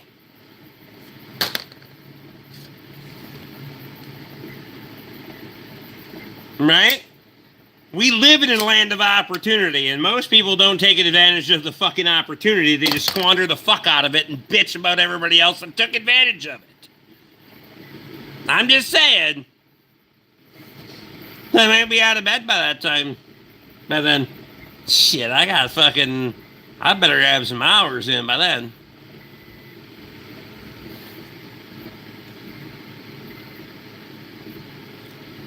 If I ain't got some hours in, we ain't making some fucking money. We need to be having that record year.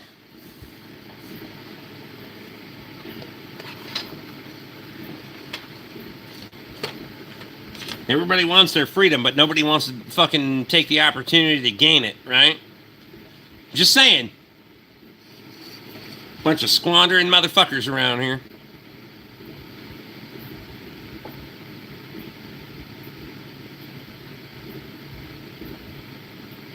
Showstopper, Hugo. Give me a 61 Impala with a GM 4.8 8L90 transmission. I'll drive that around, or a 70 Dodge W200 with a 5.7 and a 8 HP 70.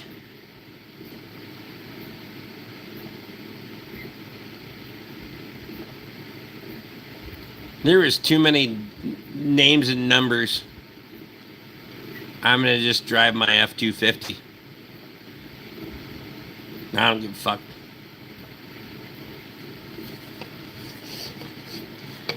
Also, you are inbreeding the fuck out of all those things. Just saying. I'm not a fan of inbreeding fucking... I don't give a shit. Leave it the fuck alone, or I'm not working on it, right? Mine's a 15. Well, I have a 15 and an 03, but the 03 has not been ran in a hot minute because I don't want to work on it.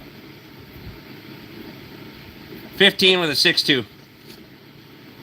No, I ain't running a fuck that. Not in the history of never ever. You gotta be mad at yourself to run a 6.7. You want to know why? Because there's a 6.7 sitting right fucking there.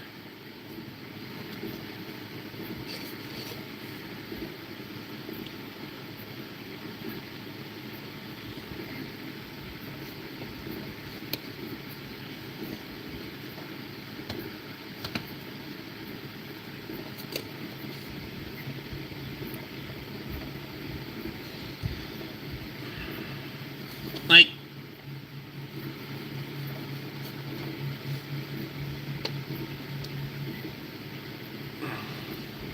six, 7 are awesome. You're fucking retarded. 6R 100 transmission, great fucking right they are. Again, not a transmission guy. I believe that is one of the best transmissions ever made. Especially in the modern era. Right? You can still manually well, not manually. You can still electronically delete gears. You don't have to be an asshole when you're fucking towing. You can tow in fucking overdrive. I mean...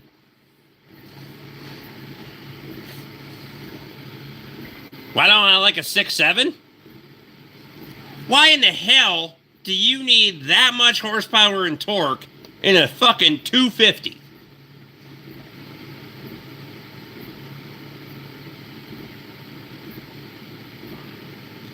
Got a 99 250. I just bought a 2024.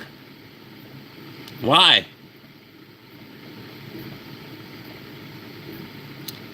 Yeah, there's been, I mean, valve body and solenoids, but base. Right? That's like saying fucking injectors and spark plugs or ignition coils on an engine, right? And that motherfucker, that's got almost 200 on it now. I have had almost zero problems. I bought it with 30. No transmission problems. I had the ignition coils fucking crack because 6.2s, they all do. I stock them. I stock fucking ignition coils. Over there.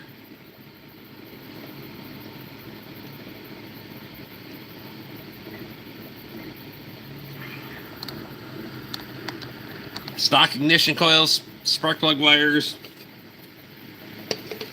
Hell, I got fucking exhaust manifolds at the moment.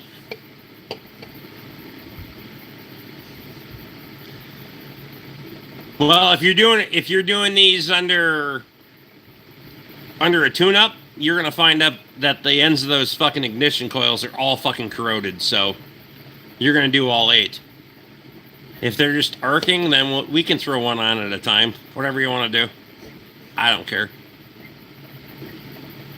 I get it. They're not fucking cheap. What, they $100 a coil? You know, $100 is $100.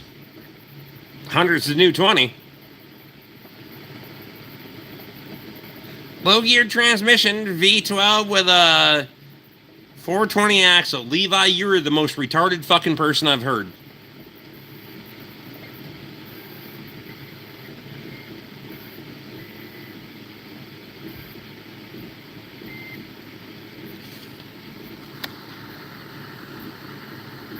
Give me any 727 torque plate. I'll build the bitch to take 440 abuse. A junkyard built a 727 for a 79 motorhome, converted to a plumber's truck. Works fine. Skill kicking ass.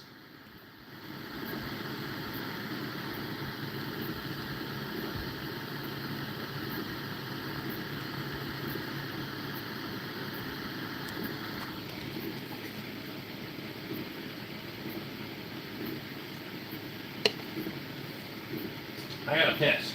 Then we'll have one more beer and I'm gonna get the fuck out of here so I can finish this 6-7 tomorrow. Don't do the shit show.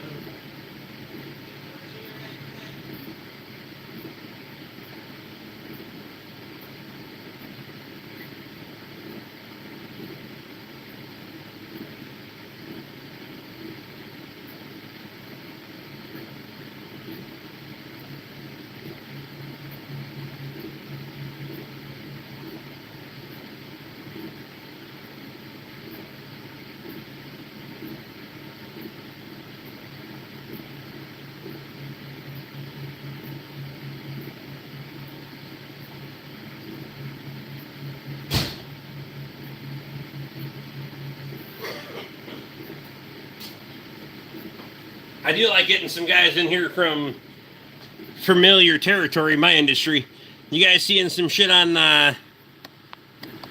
motor oil and transmission shortages? Well, motor oil, transmission fluids, gear oils. Because feller went to fucking... I went to fucking... started some shit. Got some shit, started some more shit, got some more shit, because you gotta quit letting these corporate motherfuckers run you over, right? Ah.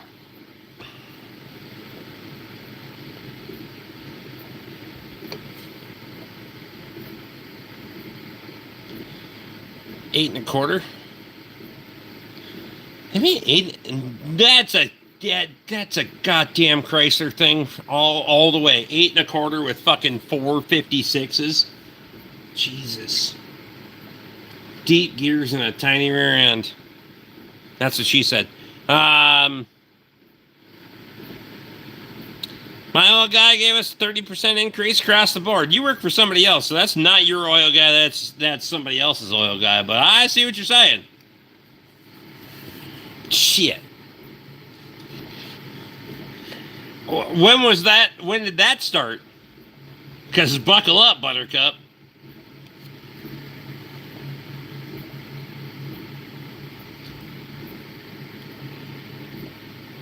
Three weeks ago. Oh.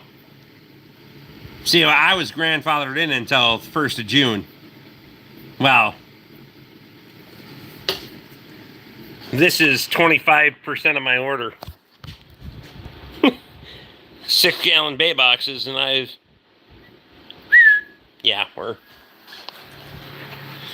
we got some.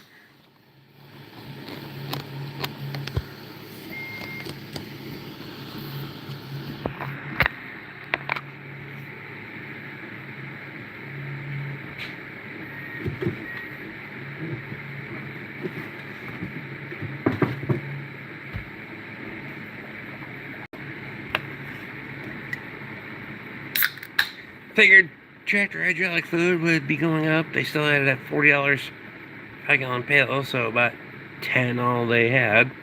Might as well be greedy. Fucking right. You better buy every fucking thing you can get before the 1st of the month, depending on your location. Some haven't.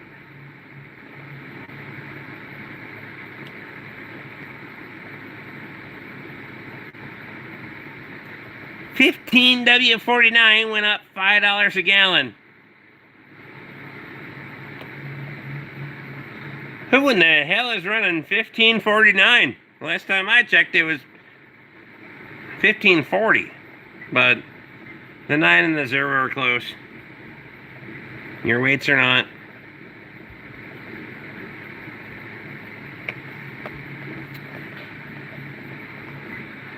I went hard in the paint the last couple of weeks on. Because here's the thing, it's not going to get cheaper. You might watch some shit happen at the gas pump, right? But when in the fucking, I've been doing this for a hot fucking minute, you are not going to see that go back, right? It's not, it doesn't reflect that way, right? You might see the gas pump drop a nickel, but your fucking inputs are not going to drop a nickel if you're on this side of the industry, right? And then, do we want to get into let's get into the history of this, or how this shit happened, right? You need to stock up a hell of a lot more. But I thought you wasn't the owner. You work for somebody. Are you in charge? You like the manager? I'm trying to figure out what the fuck you're doing. Like, trying not to take responsibility. That one. This is the motherfucker that has an office, but when he's like, I want to talk to the manager, and he just leaves and never comes back. Watch the security camera, wait for him to leave.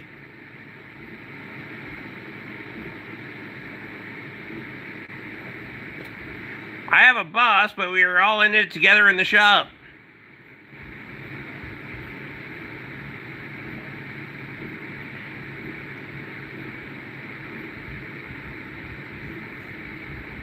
I don't even know what that means.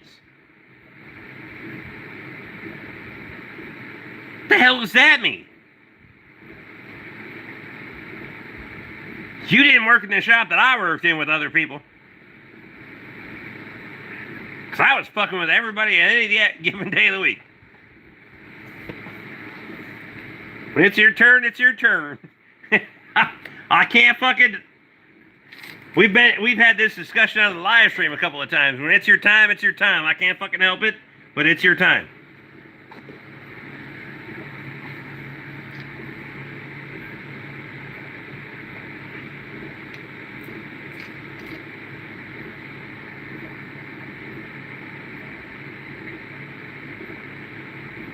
I only work with one other guy. I'm not fighting with him. Oh, so he's bigger than you.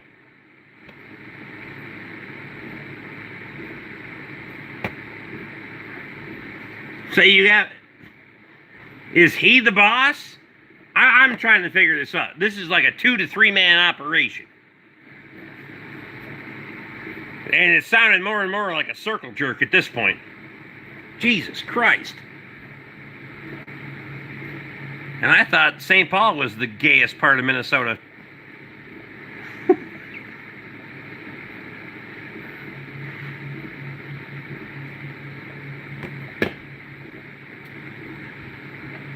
Anyway, now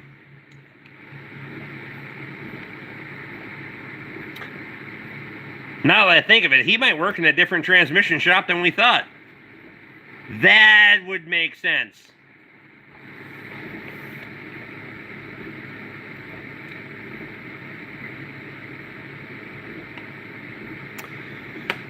Three men, one boss, 2 workers, but my boss asked us what we need to keep it profitable.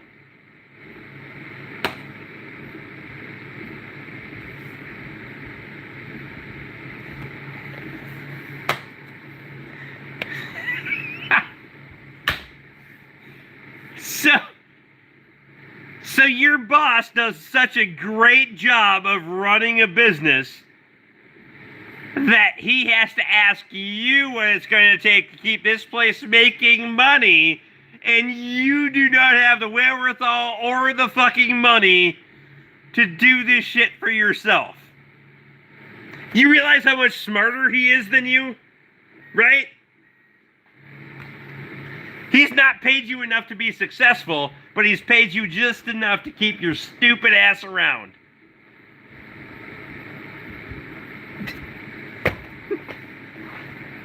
You might be one of the dumbest fucking people I've seen in a hot minute. I'm just saying, self-recognition, not until tonight. Holy shit.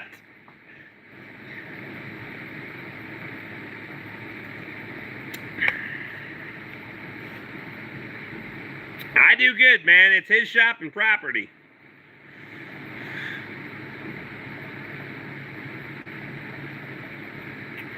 So you were the... I think it's coming across wrong. I don't think so. I'm pretty good read on people. I don't think it's coming across the wrong way. So like I don't think we're switching gears. If you happy, you happy. You just okay with what you're doing. Some people are okay with getting fucked in the ass. I'm just saying. Just say that's okay. That's why everyone needs to go to college. Coming from a guy that's here at fucking 11:30 on a fucking Friday night. Being so successful. Good job, Levi.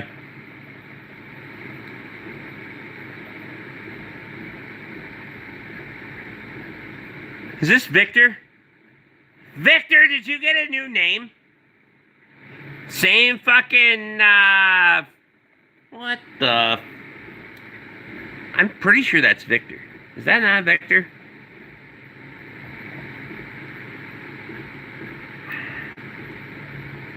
Is it Derivan? I don't know what the fuck is... I didn't drink enough for this. I swear to fucking God. You can't... maybe I should have got into the fucking... It's too late to get into the fucking whiskey tonight, but...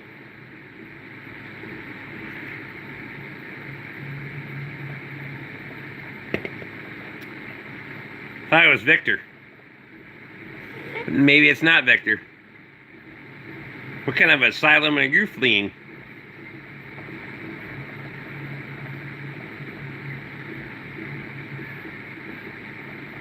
I enjoy talking shop.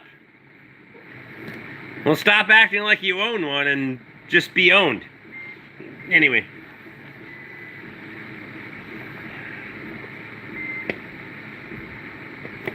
You gotta fucking... The reason that you are not gonna do what you want to do is because you can't admit where you fucking are. Right? You want to take the next step and do your own thing, but you can't even admit where you are. You're getting fucking bent over and taken advantage of by somebody else. I was there. But I fucking knew it, and I told them that when I leave, I'm going to take all of your customers with me.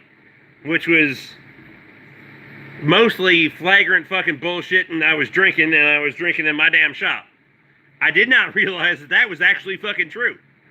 And then the dealership went tits up. I digress. Todd did a good job.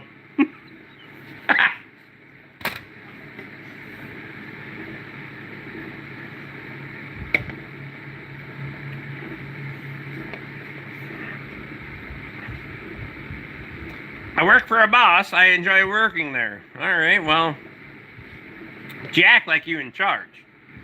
This is sounding more and more like a marriage all the time.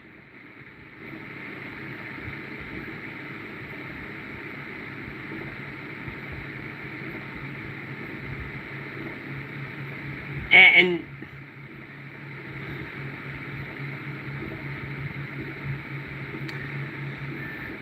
after dealership BS, this is a totally different animal. I mean, it's going to be a different animal, right? But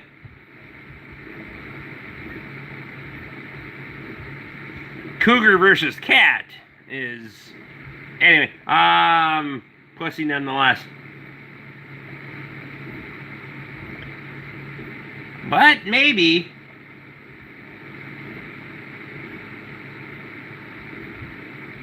Anyway. Pistol Pete.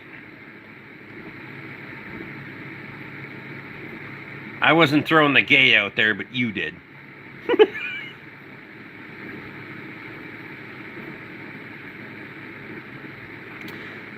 We'll agree that going from a dealership to indie is culture shock. Depends on the shop sizes, though. Depends on shop sizes, too. Well, I went from a fucking dealership of 4 guys in the shop, 3 in the office, so 7 to liking my peace and quiet.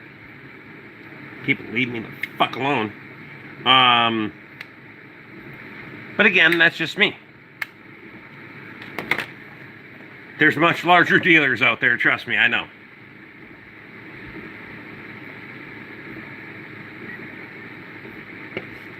What's Tom's problem?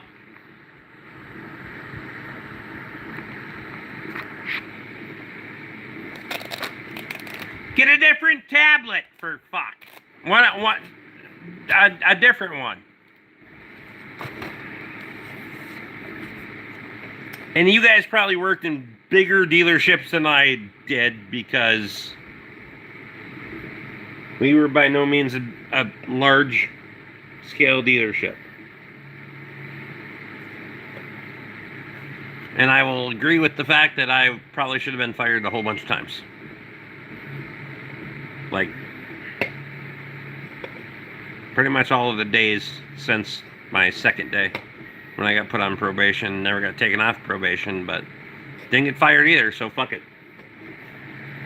Even on my last day, I asked if I could be taken off probation. They said no. They told me they'd put me out of business. And then karma was a bitch.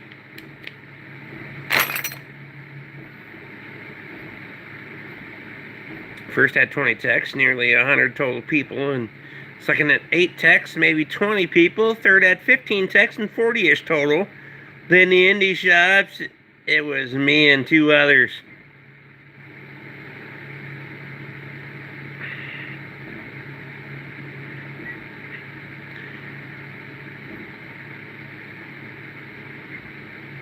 See, I can't do... And I'm the guy that's like, if I worked on your shit, good, bad, or otherwise, and we're out to dinner, and I'm like, hey, how's your stuff running? You know? If it's not good, we'll figure it the fuck out. I don't care. And I was that way when I worked at the Ford garage. We go out to dinner, we go to the pub. That was next door to the Ford garage. Somebody had a problem. Even if I didn't work on it, we'd talk about it. Like, here's what I know, and here's what I don't know, because I didn't work on the fucking thing, but here's my opinion on what should have happened and what didn't happen. Oh.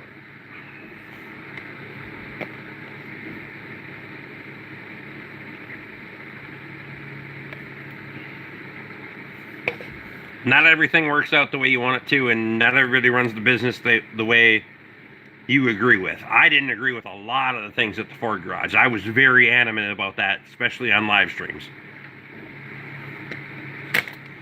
You go back and watch my live streams when I was working at the Ford garage, I would fucking unload on the stupid shit that they did and call them for all of it.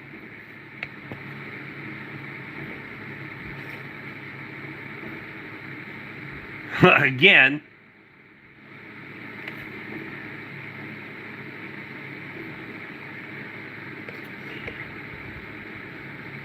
fire me for it. Fuck, I don't care.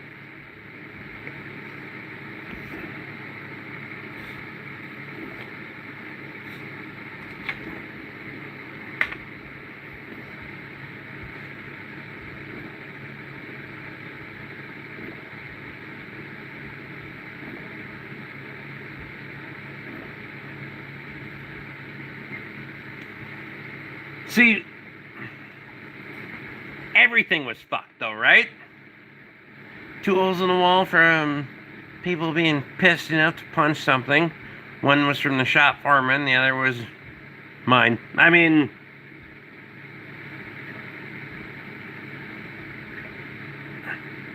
well, there was holes in the wall, but some of it was flying debris. That was pretty good at throwing shit at people. Anyway, work for yourself.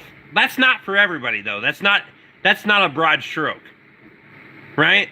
And you also have to be very, very careful in working for yourself. It is first and foremost, it is a big fucking cliff to jump off of.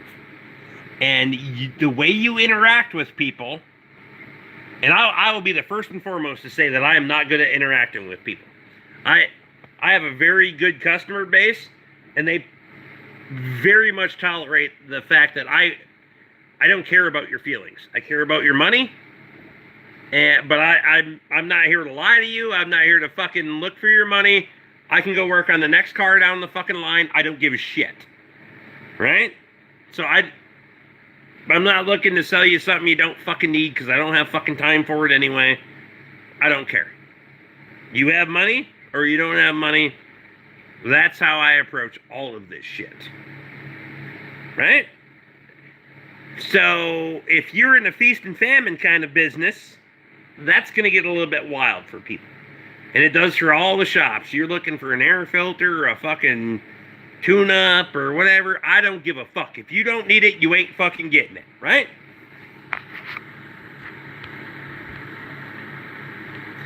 But at the same time, not everyone has the mentality to work for themselves.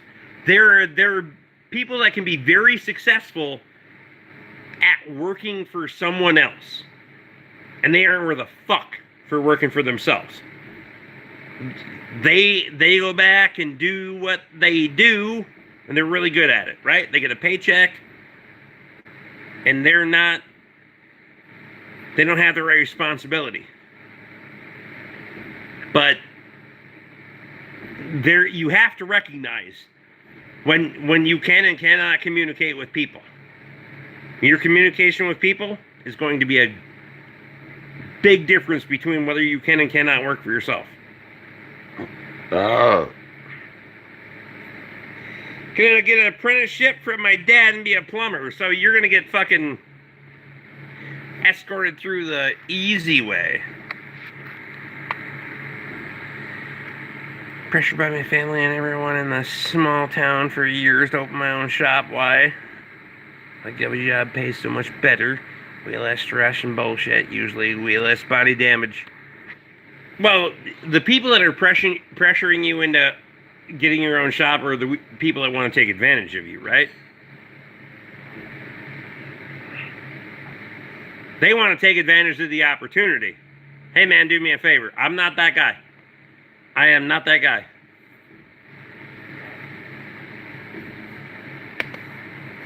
Right? Like, and I, like, even like the tool guy, the fucking, the folks that own the parts store, business goes both ways. Right? You need some shit fixed. This is the fair wage. When I needed parts, this was the fair price, right? That's how this shit has to work.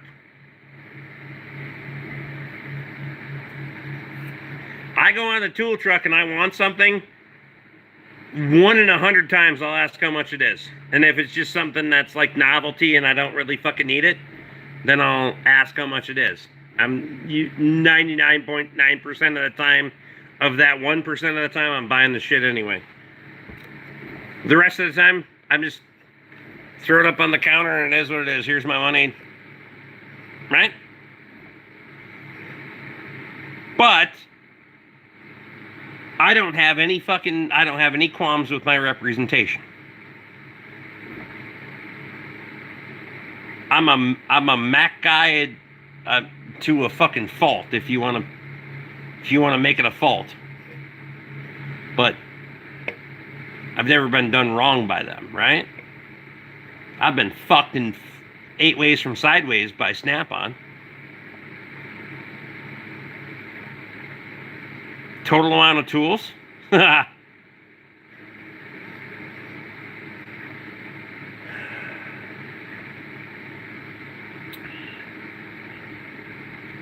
what I've paid or what they're worth?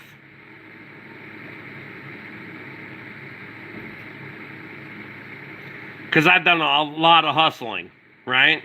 I've taken a lot of opportunities.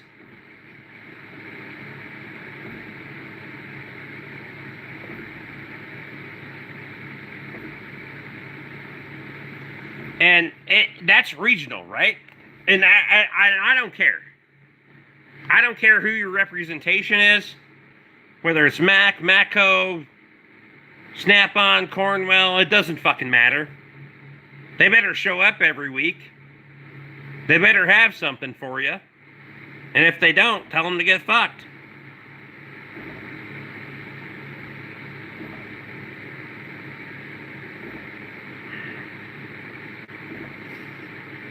What the replacement value is? Alright, Mopar. I can tell you what I paid for it, but I'll give you a tour, a brief tour, and I'll let you assume. A couple of Icon boxes with a side locker over there. No big fucking deal, whatever. Mac Tools, 144-inch. Titan, 30 inches deep. Got the Montezuma box on top of it. And then we got some special service tools over there. Some over here. Alignment machine. I mean, I don't know how far you want to go. AC machines, topside creepers, engine tools, and then there's a plethora of things behind that wall that I don't know how far you want to go on what do you want to call tools. I mean, we can get into diagnostic tools. Phoenix Max from Topdon. There's the newest one from Mac Tools. That's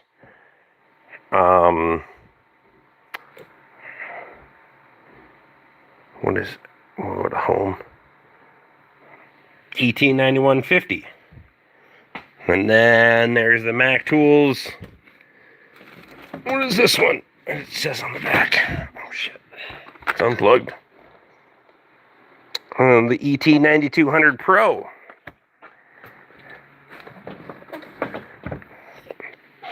So, again, if we're going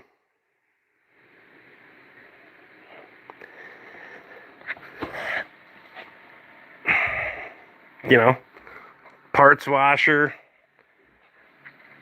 how far do you want to go on this, right?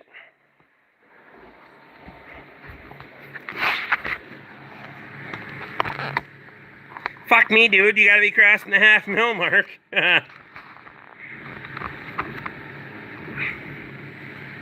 And then if you're gonna get into inventory and, here, okay. Because we got some motor heads in here. We'll get into some things that are very, oh shit. This is a shit show. Don't mind my shit show. Every shop has a shit show. And then back order on fucking filters, because I have almost 40 feet of filters. Anyway, springs. You're gonna do older shit, you need springs. Buy the hardware selection. Buy all of them. But if we want to get in some fucking nice shit that's really, really fucking nice to have, like your J-nuts, just have them. Right? Metric body bolts, just fucking have some. You know what I mean? Metric greasers.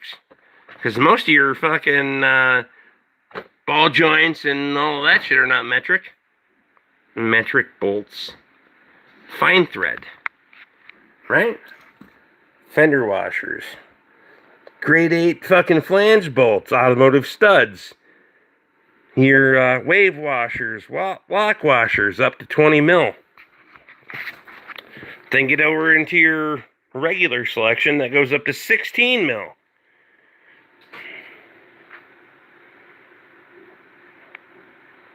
I mean, and then the odds, the ends, the self tappers, the screws that you need for mud flaps, push pins.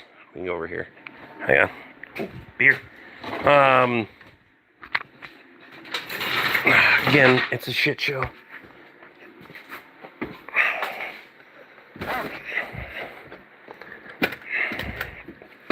Body bolts. Right, so pull this out so it doesn't fall away, but body bolts for headlights, fenders, all that shit. Right? The nuts, so push nuts. If you're not familiar with those, that one's light enough we can throw it down there. Retainers, inner fenders, plastic trim, all those. You need them, right? So these are going to be more of the push pin or the Christmas tree style, right? Like those.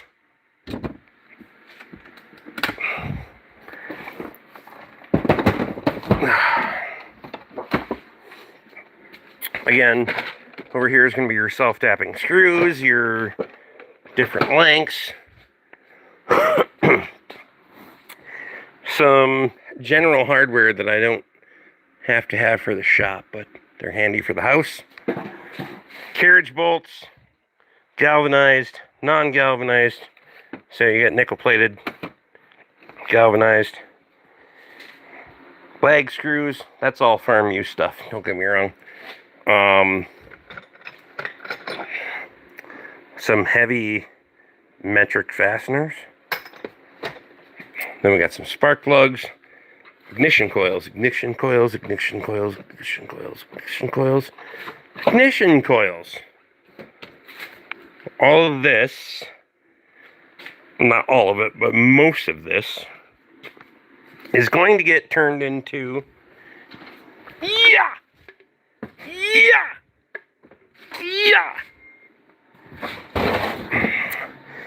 most of that is going to get turned into light bulb storage, because these work way better for keys than they do for light bulbs. And I've bought totes and totes and boxes and boxes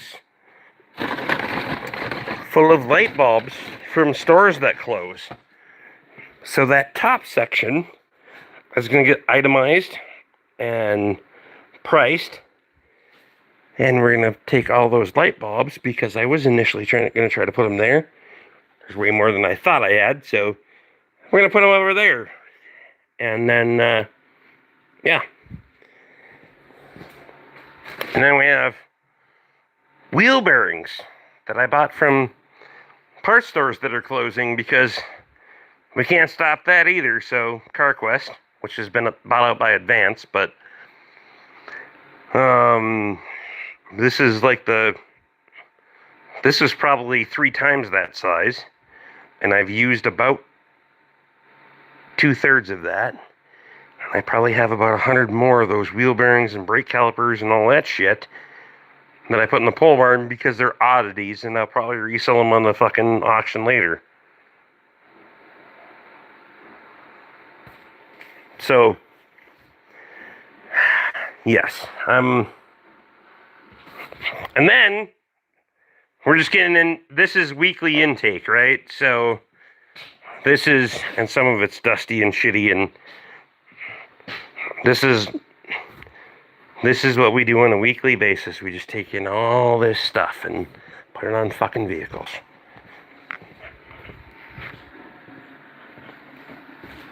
Right? So, and then, so because of the shit's gonna come up short,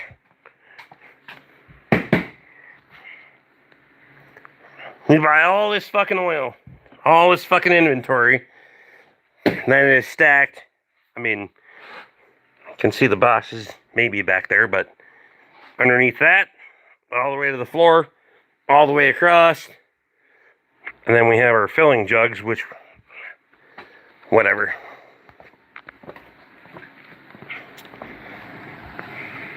I've never not spent the money.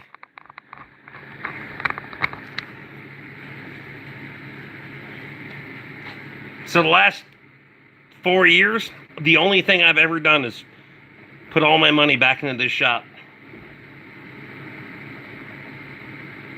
My only bitch is all oil and shop fire risk. Why?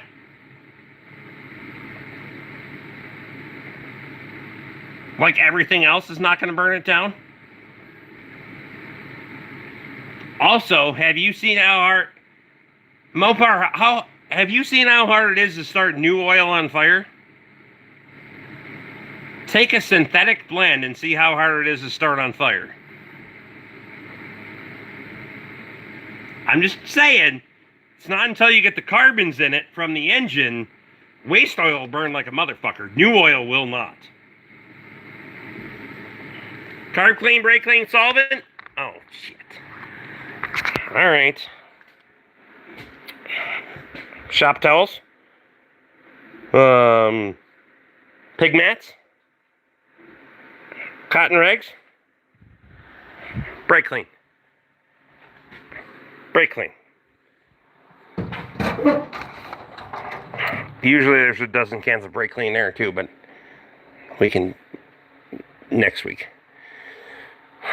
Electrical tape. Battery terminal cleaner. Open gear lube. Upholstery cleaner. Cavity wax. Cavity wax because we're using a scissor hoist. That is $80 fucking a can, but you better buy it because it's the only thing that works. Two-sided tape doesn't fucking matter. Spray paint. Ultra black if you're not using ultra black. Then you're white. Anyway, buffing compounds. There's all kinds of things in here. There's like fucking everything. Red Loctite, blue Loctite, opens, stay down there, right? So if you need new, they go on the hooks. If they're open, they go down there.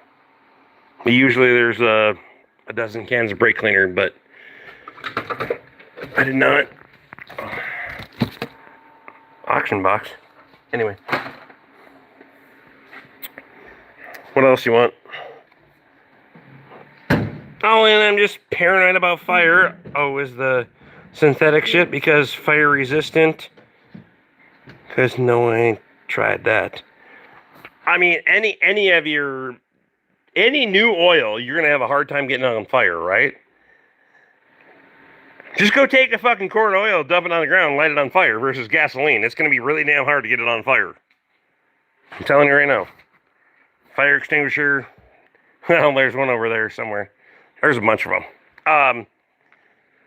Here's the deal. If it starts on fire, I don't want it to be half-assed. We need to go all the way. Like,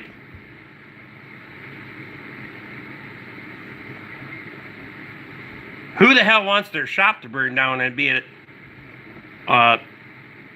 rebuilder? I don't. Yeah.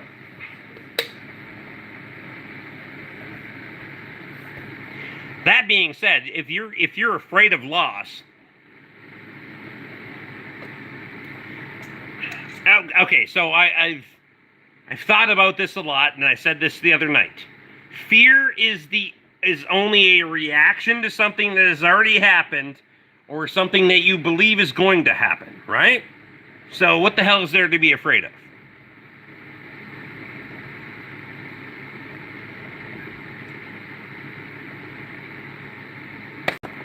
So it's something that's already happened. So that's why you have a fear, right?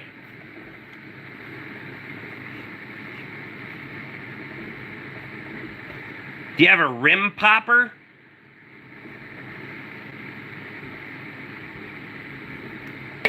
Tire machine? Tire machine is that fucking octopus over there. Tire balancer is there.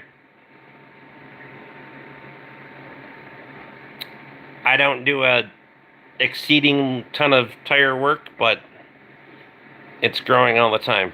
I'm not a huge fan of doing tire work, but I have good customers, so yes.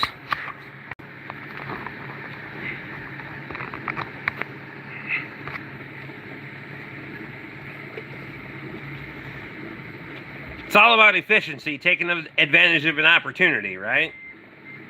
This used to be a horse corral. It's not a big shop. The space we're standing in right now is 26 by 40. I have room for one vehicle. That's it. And all my fucking inventory. And then back there is 24 by 26. Hayden's in. How's the side-by-side, Rick? Still broken, but I'm still using it. Fuck it. Holy shit, Hayden's here. Now you know when it's time to go to bed. But since Hayden's here, I'll have another beer.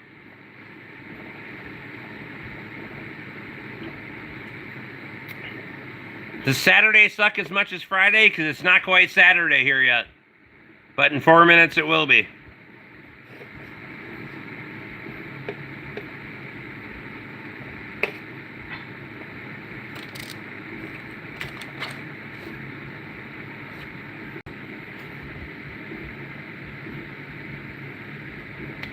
Kind of neat to scroll into a YouTube channel with an actual shop. Well, don't count on it, because you'll fucking fake it till you make it, right?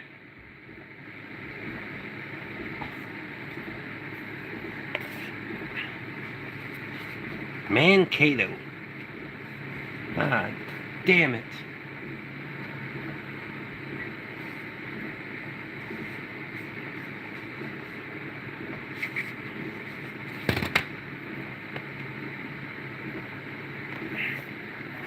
I ain't made shit.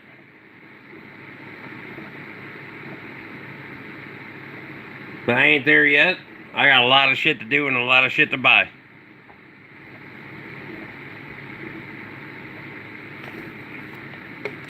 There is no made it. Right? Because as soon as you think you've made it, you get complacent. And I am not fucking... I got shit to do and things I want. So... need to get after it. Every motherfucking day. And I do realize that there's a pinnacle, right? There, you just can't fucking... one man cannot fucking... but I'm gonna figure it the fuck out. I'm gonna see at some point that... well, analytics are good this year, but I think next year I could do... I know I could... next year I could do better.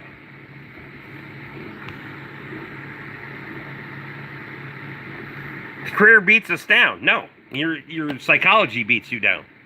The only thing that keeps you down is your mentality, right? Your ability to take the bullshit. It's the only thing that keeps you down. It's not a career. You ain't getting punched in the damn face. You're just working on shit. It ain't that damn hard. Nobody's dying. It's just a damn vehicle, right? It is not nearly as stressful as you think it is. It's only made up in your fucking head. I think you're gay. Well, maybe. You didn't say you weren't either.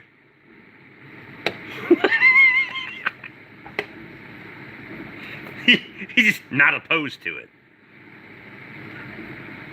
He's a tranny guy. $20 is $20. Ah, god damn it. My van is broken down, EGR valve and EGR cooler. Fucking AdBlue D/DEF. Jesus. This is bullshit. Number one bullshit. Come on, you said gay. Well, I mean,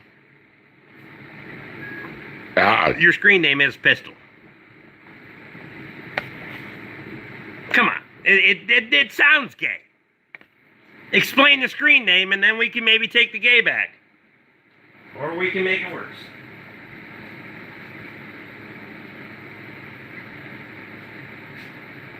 I'm an ace. Never mind.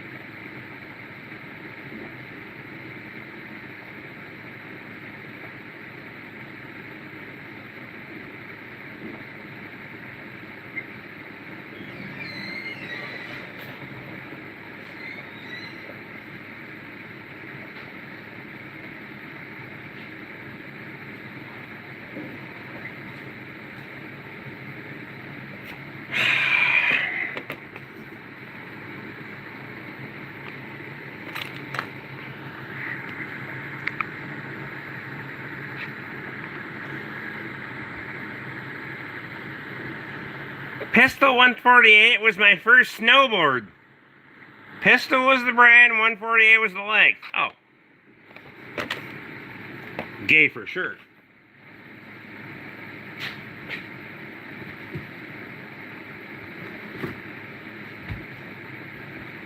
It's a snowboard.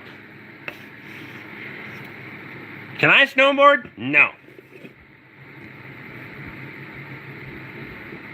Also, 28 years, your fucking claim is 28 years you've been doing this. So if you were 18 years old when you started this, that makes you 46 years old, right?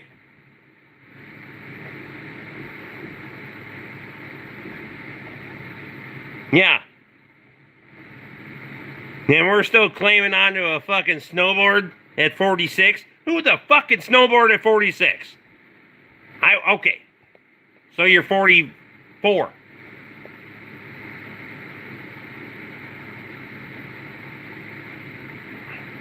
Fuck's sake, I ski and I didn't catch that. Yeah, but you're just gay with your legs spread.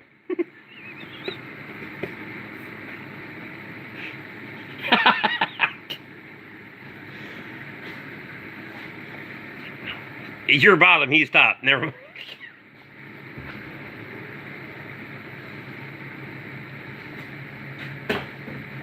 I said I was having one for Hayden. Started at Chrysler / GM dealer. Oh.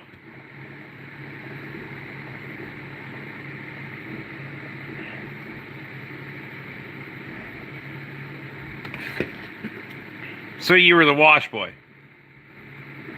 Okay.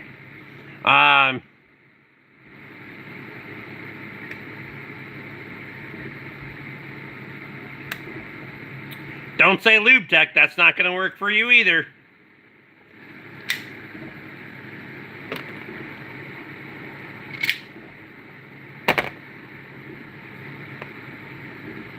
You brought this back on yourself. You know that, right? Like,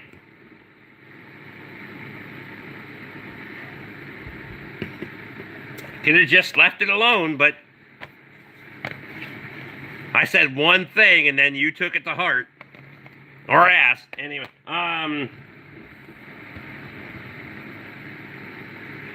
made a whole thing out of it.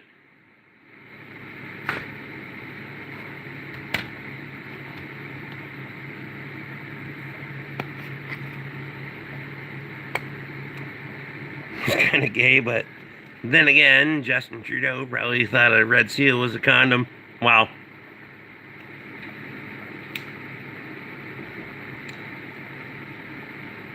I haven't meet a problem I can't make worse. You mean met? Fuck's sake. You guys, I hope you guys aren't open on Saturday. You're going to be wrecked.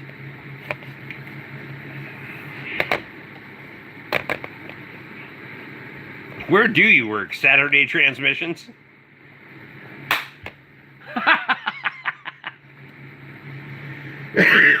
Never mind.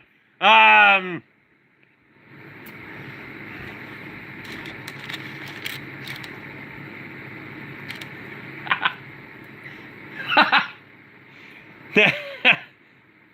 have a funeral tomorrow, unfortunately. I mean, there's no use getting worked up about what's already been done. You can't bring them back, so may as well celebrate your loss or their eternal optimism, if they believe in that. I don't give a fuck. I'm just leaving this world in somebody else's hands. I'm making all my shit somebody else's problem. That's what I'm going to do.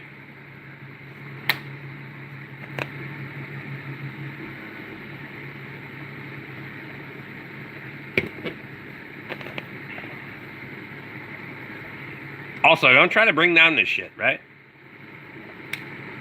Are those light?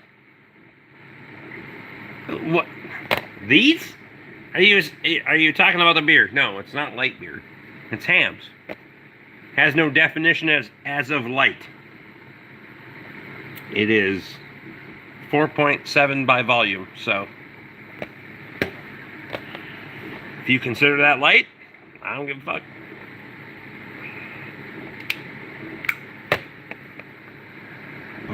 Yeah. You asked if I work tomorrow. So do you regularly work on Saturdays?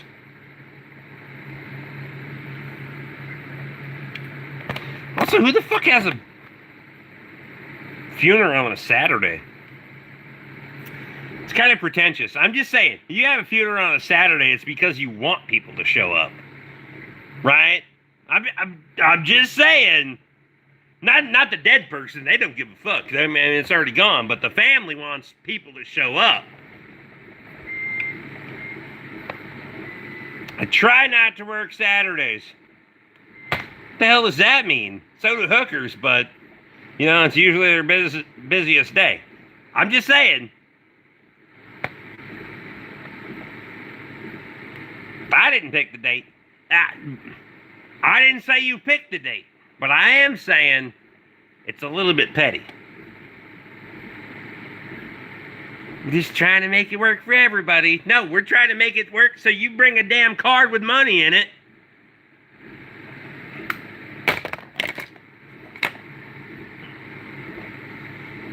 When I die, my funeral better be on Monday, because I don't want any of you lying assholes that say that you couldn't get off work. I don't give a fuck. Don't show up then.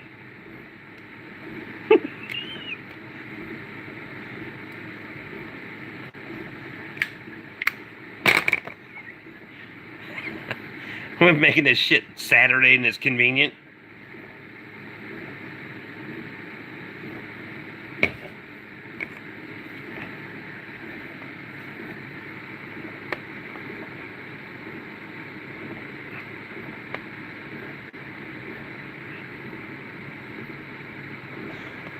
I don't get the job given, I earn the bloody thing, yes. Wait, what?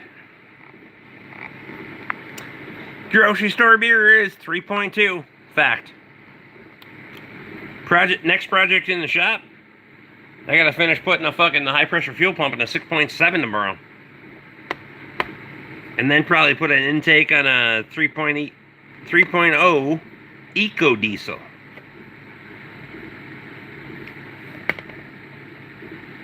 Oh, so it's down there in the box. Anyway. Mostly because I want my damn car back.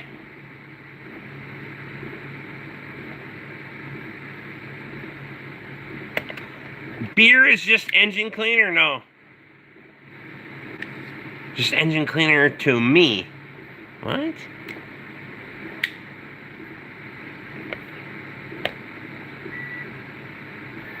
Very likely to be attending hours in 100 from 120 miles away. Wow.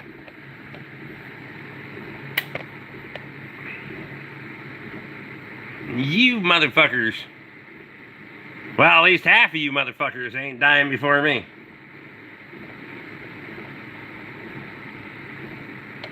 Did a lot of the crank sensors and eco diesels. Jerk transmission out of them. I got one. It's up here somewhere. I got another one to do.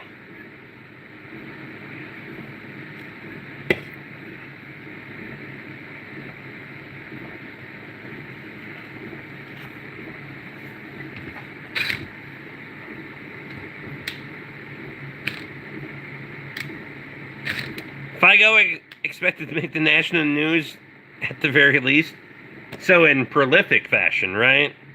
This motherfucker's gonna bomb somebody for sure. It's Canada. I mean, nobody cares, right?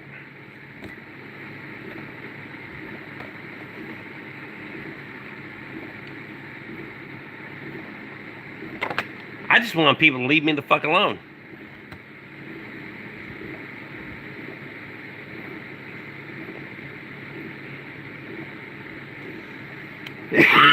That's not this truck, but that truck has been back 2 times prior. Yes.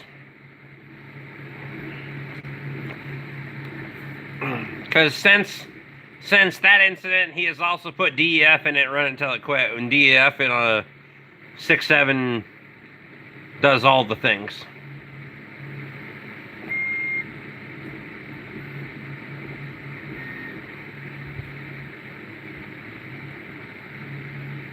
So, as far as I'm aware, it is currently he's in the position where he has traded that off on something that is no longer diesel powered. I hope.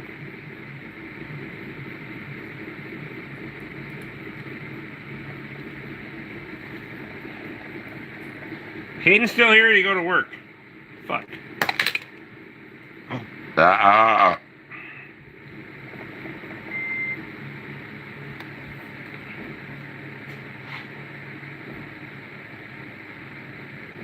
Fuck it, may as well wait out this print now.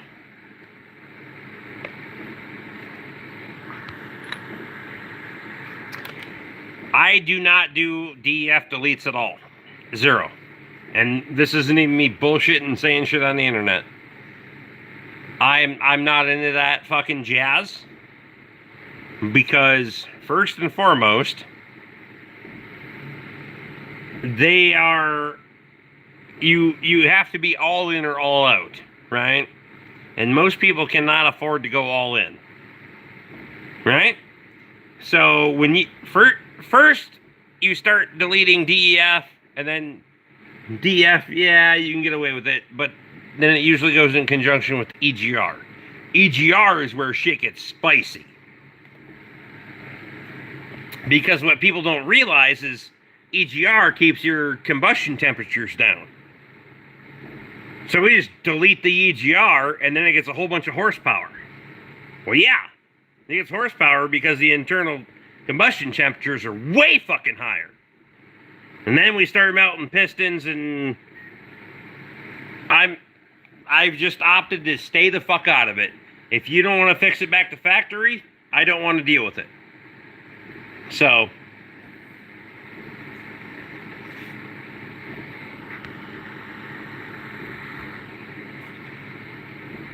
just my opinion, because you either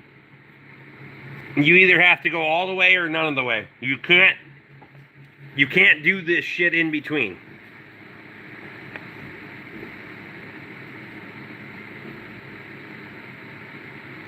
Don't feel so bad then. I remember how to turn the AC on in my own car.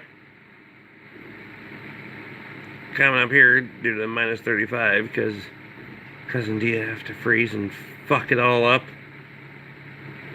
And I don't know what your shops can do what they do, and I don't give a fuck, but it's not my deal.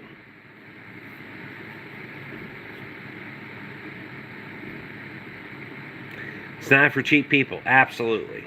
I'm an all in or all out type of person, and if you're all in, I really don't want to do it anyway, right? What's your dream truck / car? I don't give a fuck. I walk to work every day. I don't do this as I'm not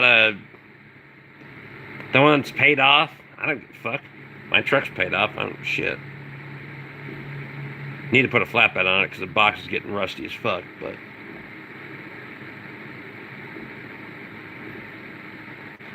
tried a couple of times, but right now no reg, but yes, I get the concern of the reg BS. My thing is I just don't want to I don't want to fucking play the game, right?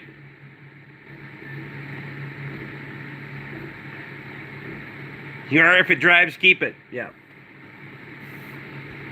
I'm not a fucking I'm not a I have a dream car, or I don't give a fuck. It's got 4 wheels and brakes. Gets down the fucking, I don't give a shit. They all cost money. Don't matter to me. I have other things that I would rather acquire. Those being land and working on the damn house, and I've done pretty good at building a damn business over the last 4 years, so shifting some of that focus over to the monetary focus over to, working on the house and working on the farm, and because for the last 4 years, I've pretty much fucking pushed all that aside to build my business. And The business can still make money. We just don't have to put all that money back into the business now, which has actually been really nice. It's been really freeing because it's like all of a sudden it's like, oh shit, there isn't all of the pressure, right? We can't make fence this week. It's hot as fuck anyway, so who cares? Tom Bryan's in. Tom, I appreciate you.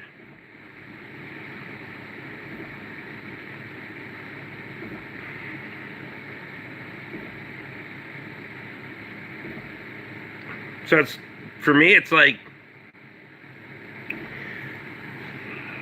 I don't know. Yeah, got there way quicker than I thought. It's cool, but it's also like, now what? You know? Make some investments, do some things that I never thought I would do. Like, never be in a position to do, but...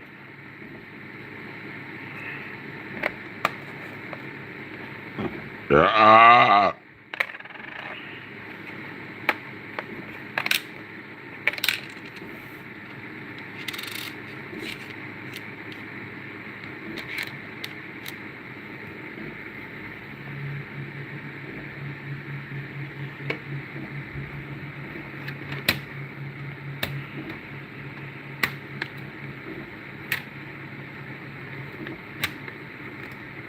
What's Tom been up to?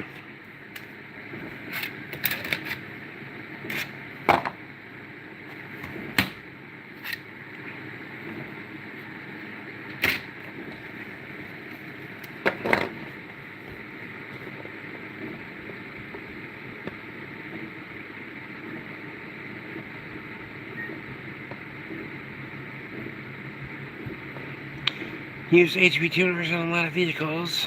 Changing lock strategies really cures shutter issues.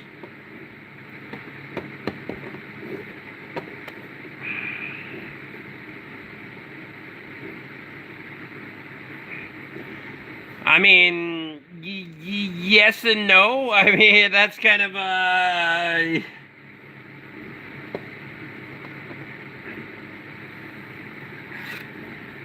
I'm not disagreeing with you on the premise that, like, I'm going to put a shift kit in my wife's Expedition, but I'm not going to put a tuner in it to do it. But now it's time to spend with the fam. I think work sometimes as an investment. I just hope I live long enough to enjoy the payout. Well, for me, it's like, when the kids are already grown up, grandkid, well, Miles is 5, Azaria's 1, so we're like fucking grandkids are already on the way, so we get shit cool. So when they get old enough to remember all this and like, right? I'm still winning the round baler at Graves for $16. But I think that, well, you know, it's only fucking Friday night, but nobody wants a Gale baler all of a sudden because they quit making them, but what nobody knows is that the parts are available over the counter at Napa. Whatever. When I checked at dinner tonight, I was still winning that fucker at $16. The bid's already been placed.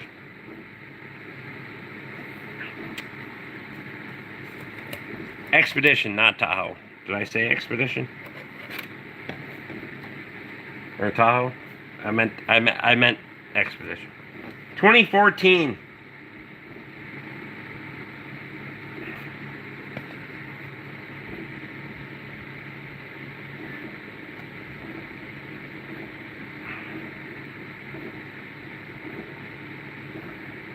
It's ironic. Where the hell did I go yesterday? Somebody had one out the road for sale. 6R80, yes. It's got a 6-speed in yes. Has a little bit of a shift flare in it, which they were known for. Put a shift kit in it. Fuck, away you go. Probably do a reprogram on it, get away from that altogether, but now they have Aztec.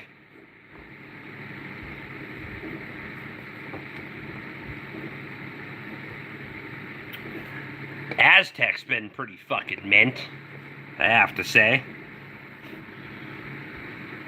If you guys are not familiar with Aztec for programming, you just hook the shit up to the vehicle and make them do it for $75 or whatever it is. Mark it up and away you go. Spend 2 hours of your time fucking around. It's not worth that, right? I'm just saying. Park the shit outside, run the cable out there if the weather's permitting. Otherwise, I could do it in here, but... Also, your Wi-Fi Connect AC machine, that one. Don't mind the shit show back there. That motherfucker that'll hook up to your phone, you can park it outside in the parking lot when the weather's permitting and make that another employee for you. Just hook the shit up and run it from your phone. I'm just saying. You can... I have ran 70 plus pounds of Freon through that thing, and it's the end of May. That thing's gonna get fucking after it this year.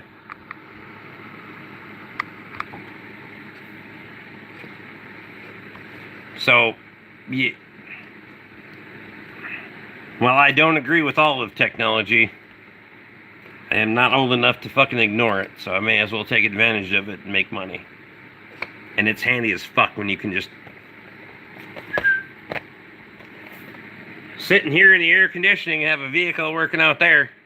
The only thing you're going to have to go out there and do is start the son of a bitch, unless it has remote start.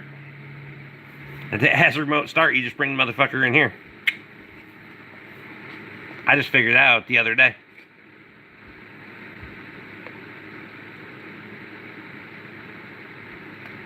Transgo kits and Sonox stuff from 6R80s work awesome. Appreciate you.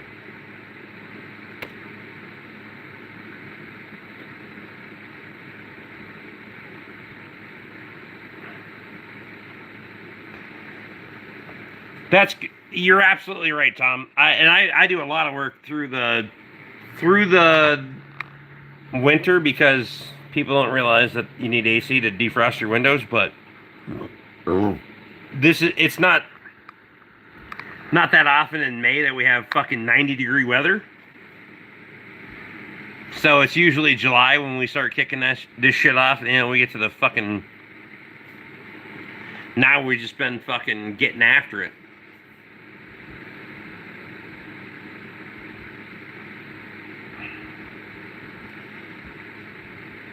Pistol, I get up. Fucking pistol. Do you have a first name? You want me to call you by your first name, or if you're not coming back again, I don't give a fuck. But if you're subscribed and you're coming back again, then first names would be great. I do a lot of AC work. Nick. Maybe I go back to pistol. I'm just kidding. I do a lot of AC work in the winter because people have problems with defrosting their windshields because them fogging up going down the road because the AC is not working to pull the humidity out of the cabin, right? Especially if you got a lot of damn people in the fucking thing. You got your fat bastard family in there that sweat a lot. Well, you got the heat on.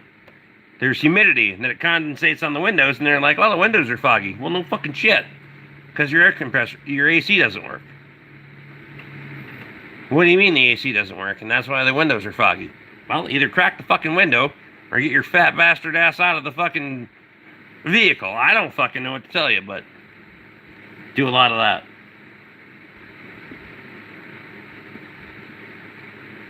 Pretty much directly like that.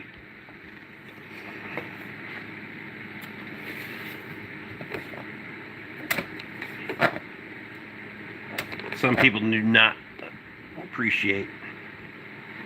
Stop breathing in the car. Yeah.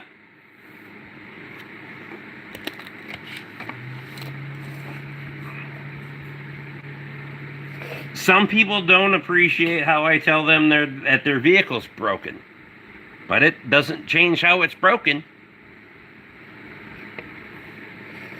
Not that Lee didn't appreciate it, but I told him there was a porcupine in the transmission pan. And then I showed him the porcupine in his transmission pan. So then we put a damn transmission in it.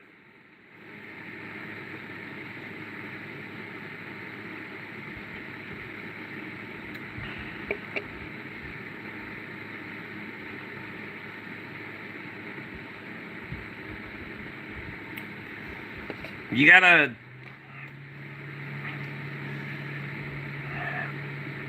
People have gotten so acute to everything fucking working just like they believe or think that it should. And when it doesn't, then it's... I mean, fuck, if you got the money, I don't give a shit.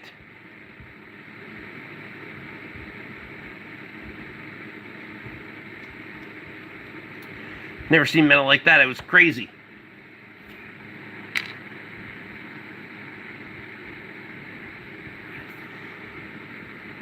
One thing for me, and I mean, don't get me wrong.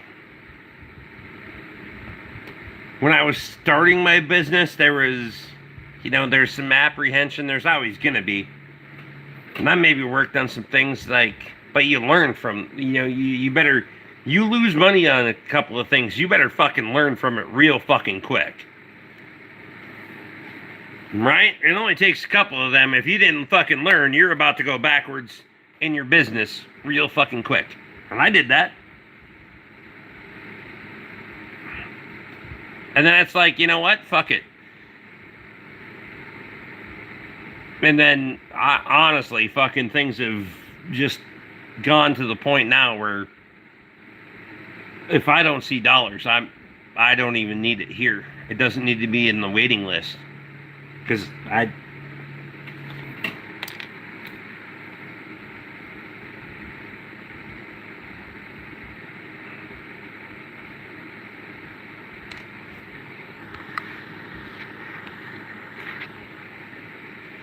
it's just...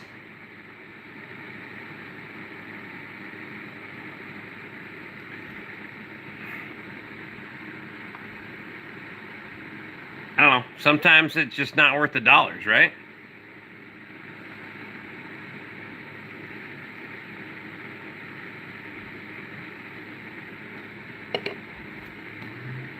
Don't make dollars, it don't make sense. And every fucking thing I do has to make sense. I got one opportunity.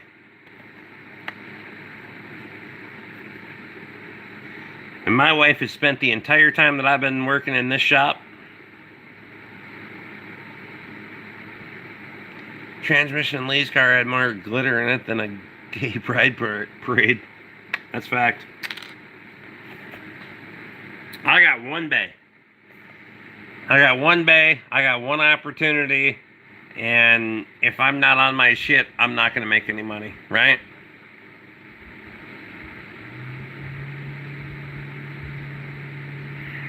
And my wife is wanted to kick me out of here and get all my shit and move down to the pole barn, put concrete in there and make that my shop, and I could probably have 3 or 4 bays and all that, because she wants this for her canning shed. She wants this for her she shed. Heated floor drain, do all those things. I love my wife, but I feel like I've already built where this is comfortable, first and foremost. We do okay. I do okay on a 1-bay shop. And it would take the pressure off, right? If I could bounce around, and I feel like it would take the pressure off. Maybe it gives more opportunity, but I don't feel like that's... I want to self-reflect on me, and I don't feel like that's how it would work. I would take the pressure off myself. I put a lot of pressure on myself, because if you want to do this and you want to get fucking... You want to get well into the fucking...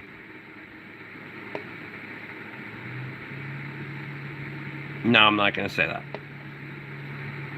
If you want to throw some fucking numbers around,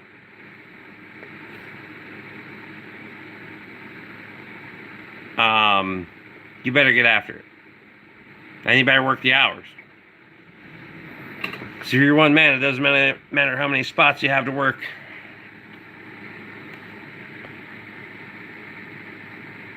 I just need to make one count.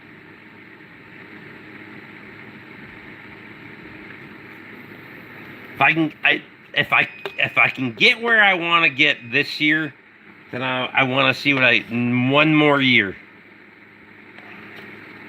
maybe 2. Might take me 2.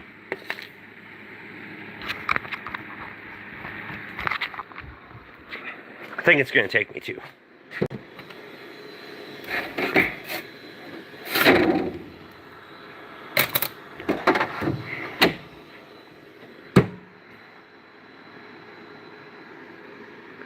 Oh, it did switch over.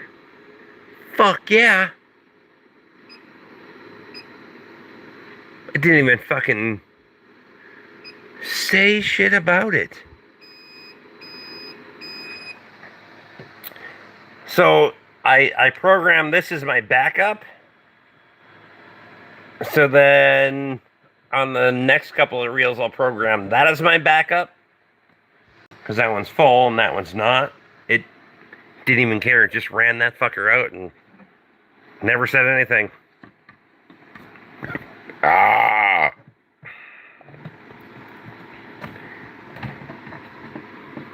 Yeah.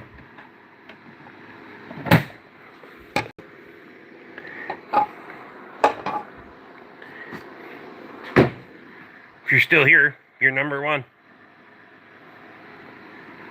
Or a little number 1. We had to, do what we do. Anyway.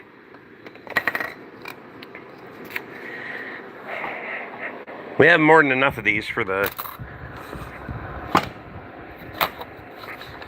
Maybe on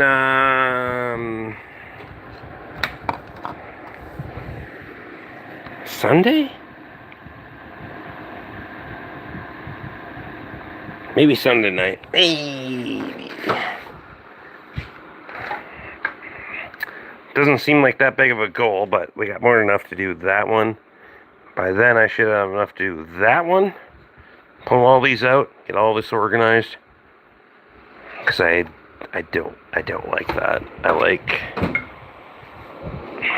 don't like this drawer either. But this one's... We're going to print all this out.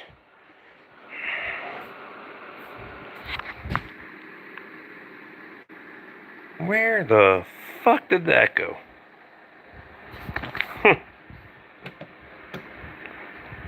Anyway, this will all get printed out. We'll have a lot better organization. And I have a lot more players, vice grips, all those things that need to go in that drawer. And to and including this one. So, yeah. Doing electronics.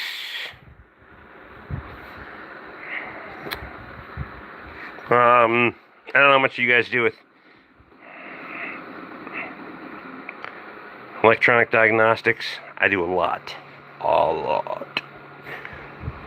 So, power probe, we're going to go into the traditional power probe. This is the fuse finder. This is your adapters. It's going to go into here. Your test light. Porter saw, if you're going to solder some shit.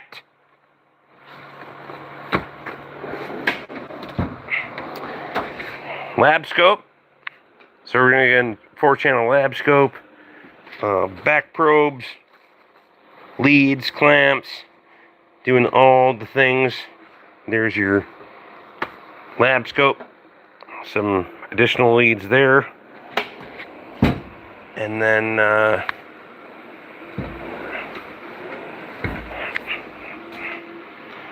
drill bits. Gotta have drill bits for your fucking wrecking shit. Miscellaneous. These lower drawers I need to work on. Again, we need to get power tools out of these drawers because I have a lot of other things that I would like to put in here. But I did realize that what I thought I was going to do is print take some of these motherfuckers, put in there. They're too fucking tall, so I guess we're not doing that. I do have a lot of other things that I could put in there, trust me. Because that drawer, that drawer, that drawer, that drawer, that drawer, and that drawer, along with that drawer, is full of power tools.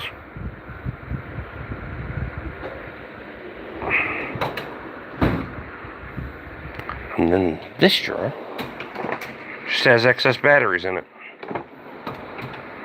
Anyway.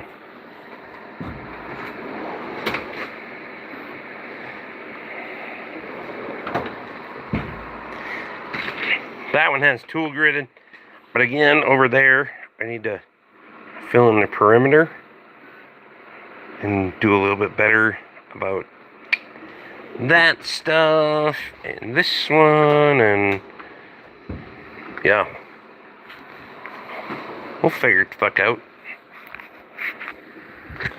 We'll get there one day. It ain't gonna be perfect, but a little bit at a time, we'll make it how we make it. So it's 11:30, 12:30. Shit.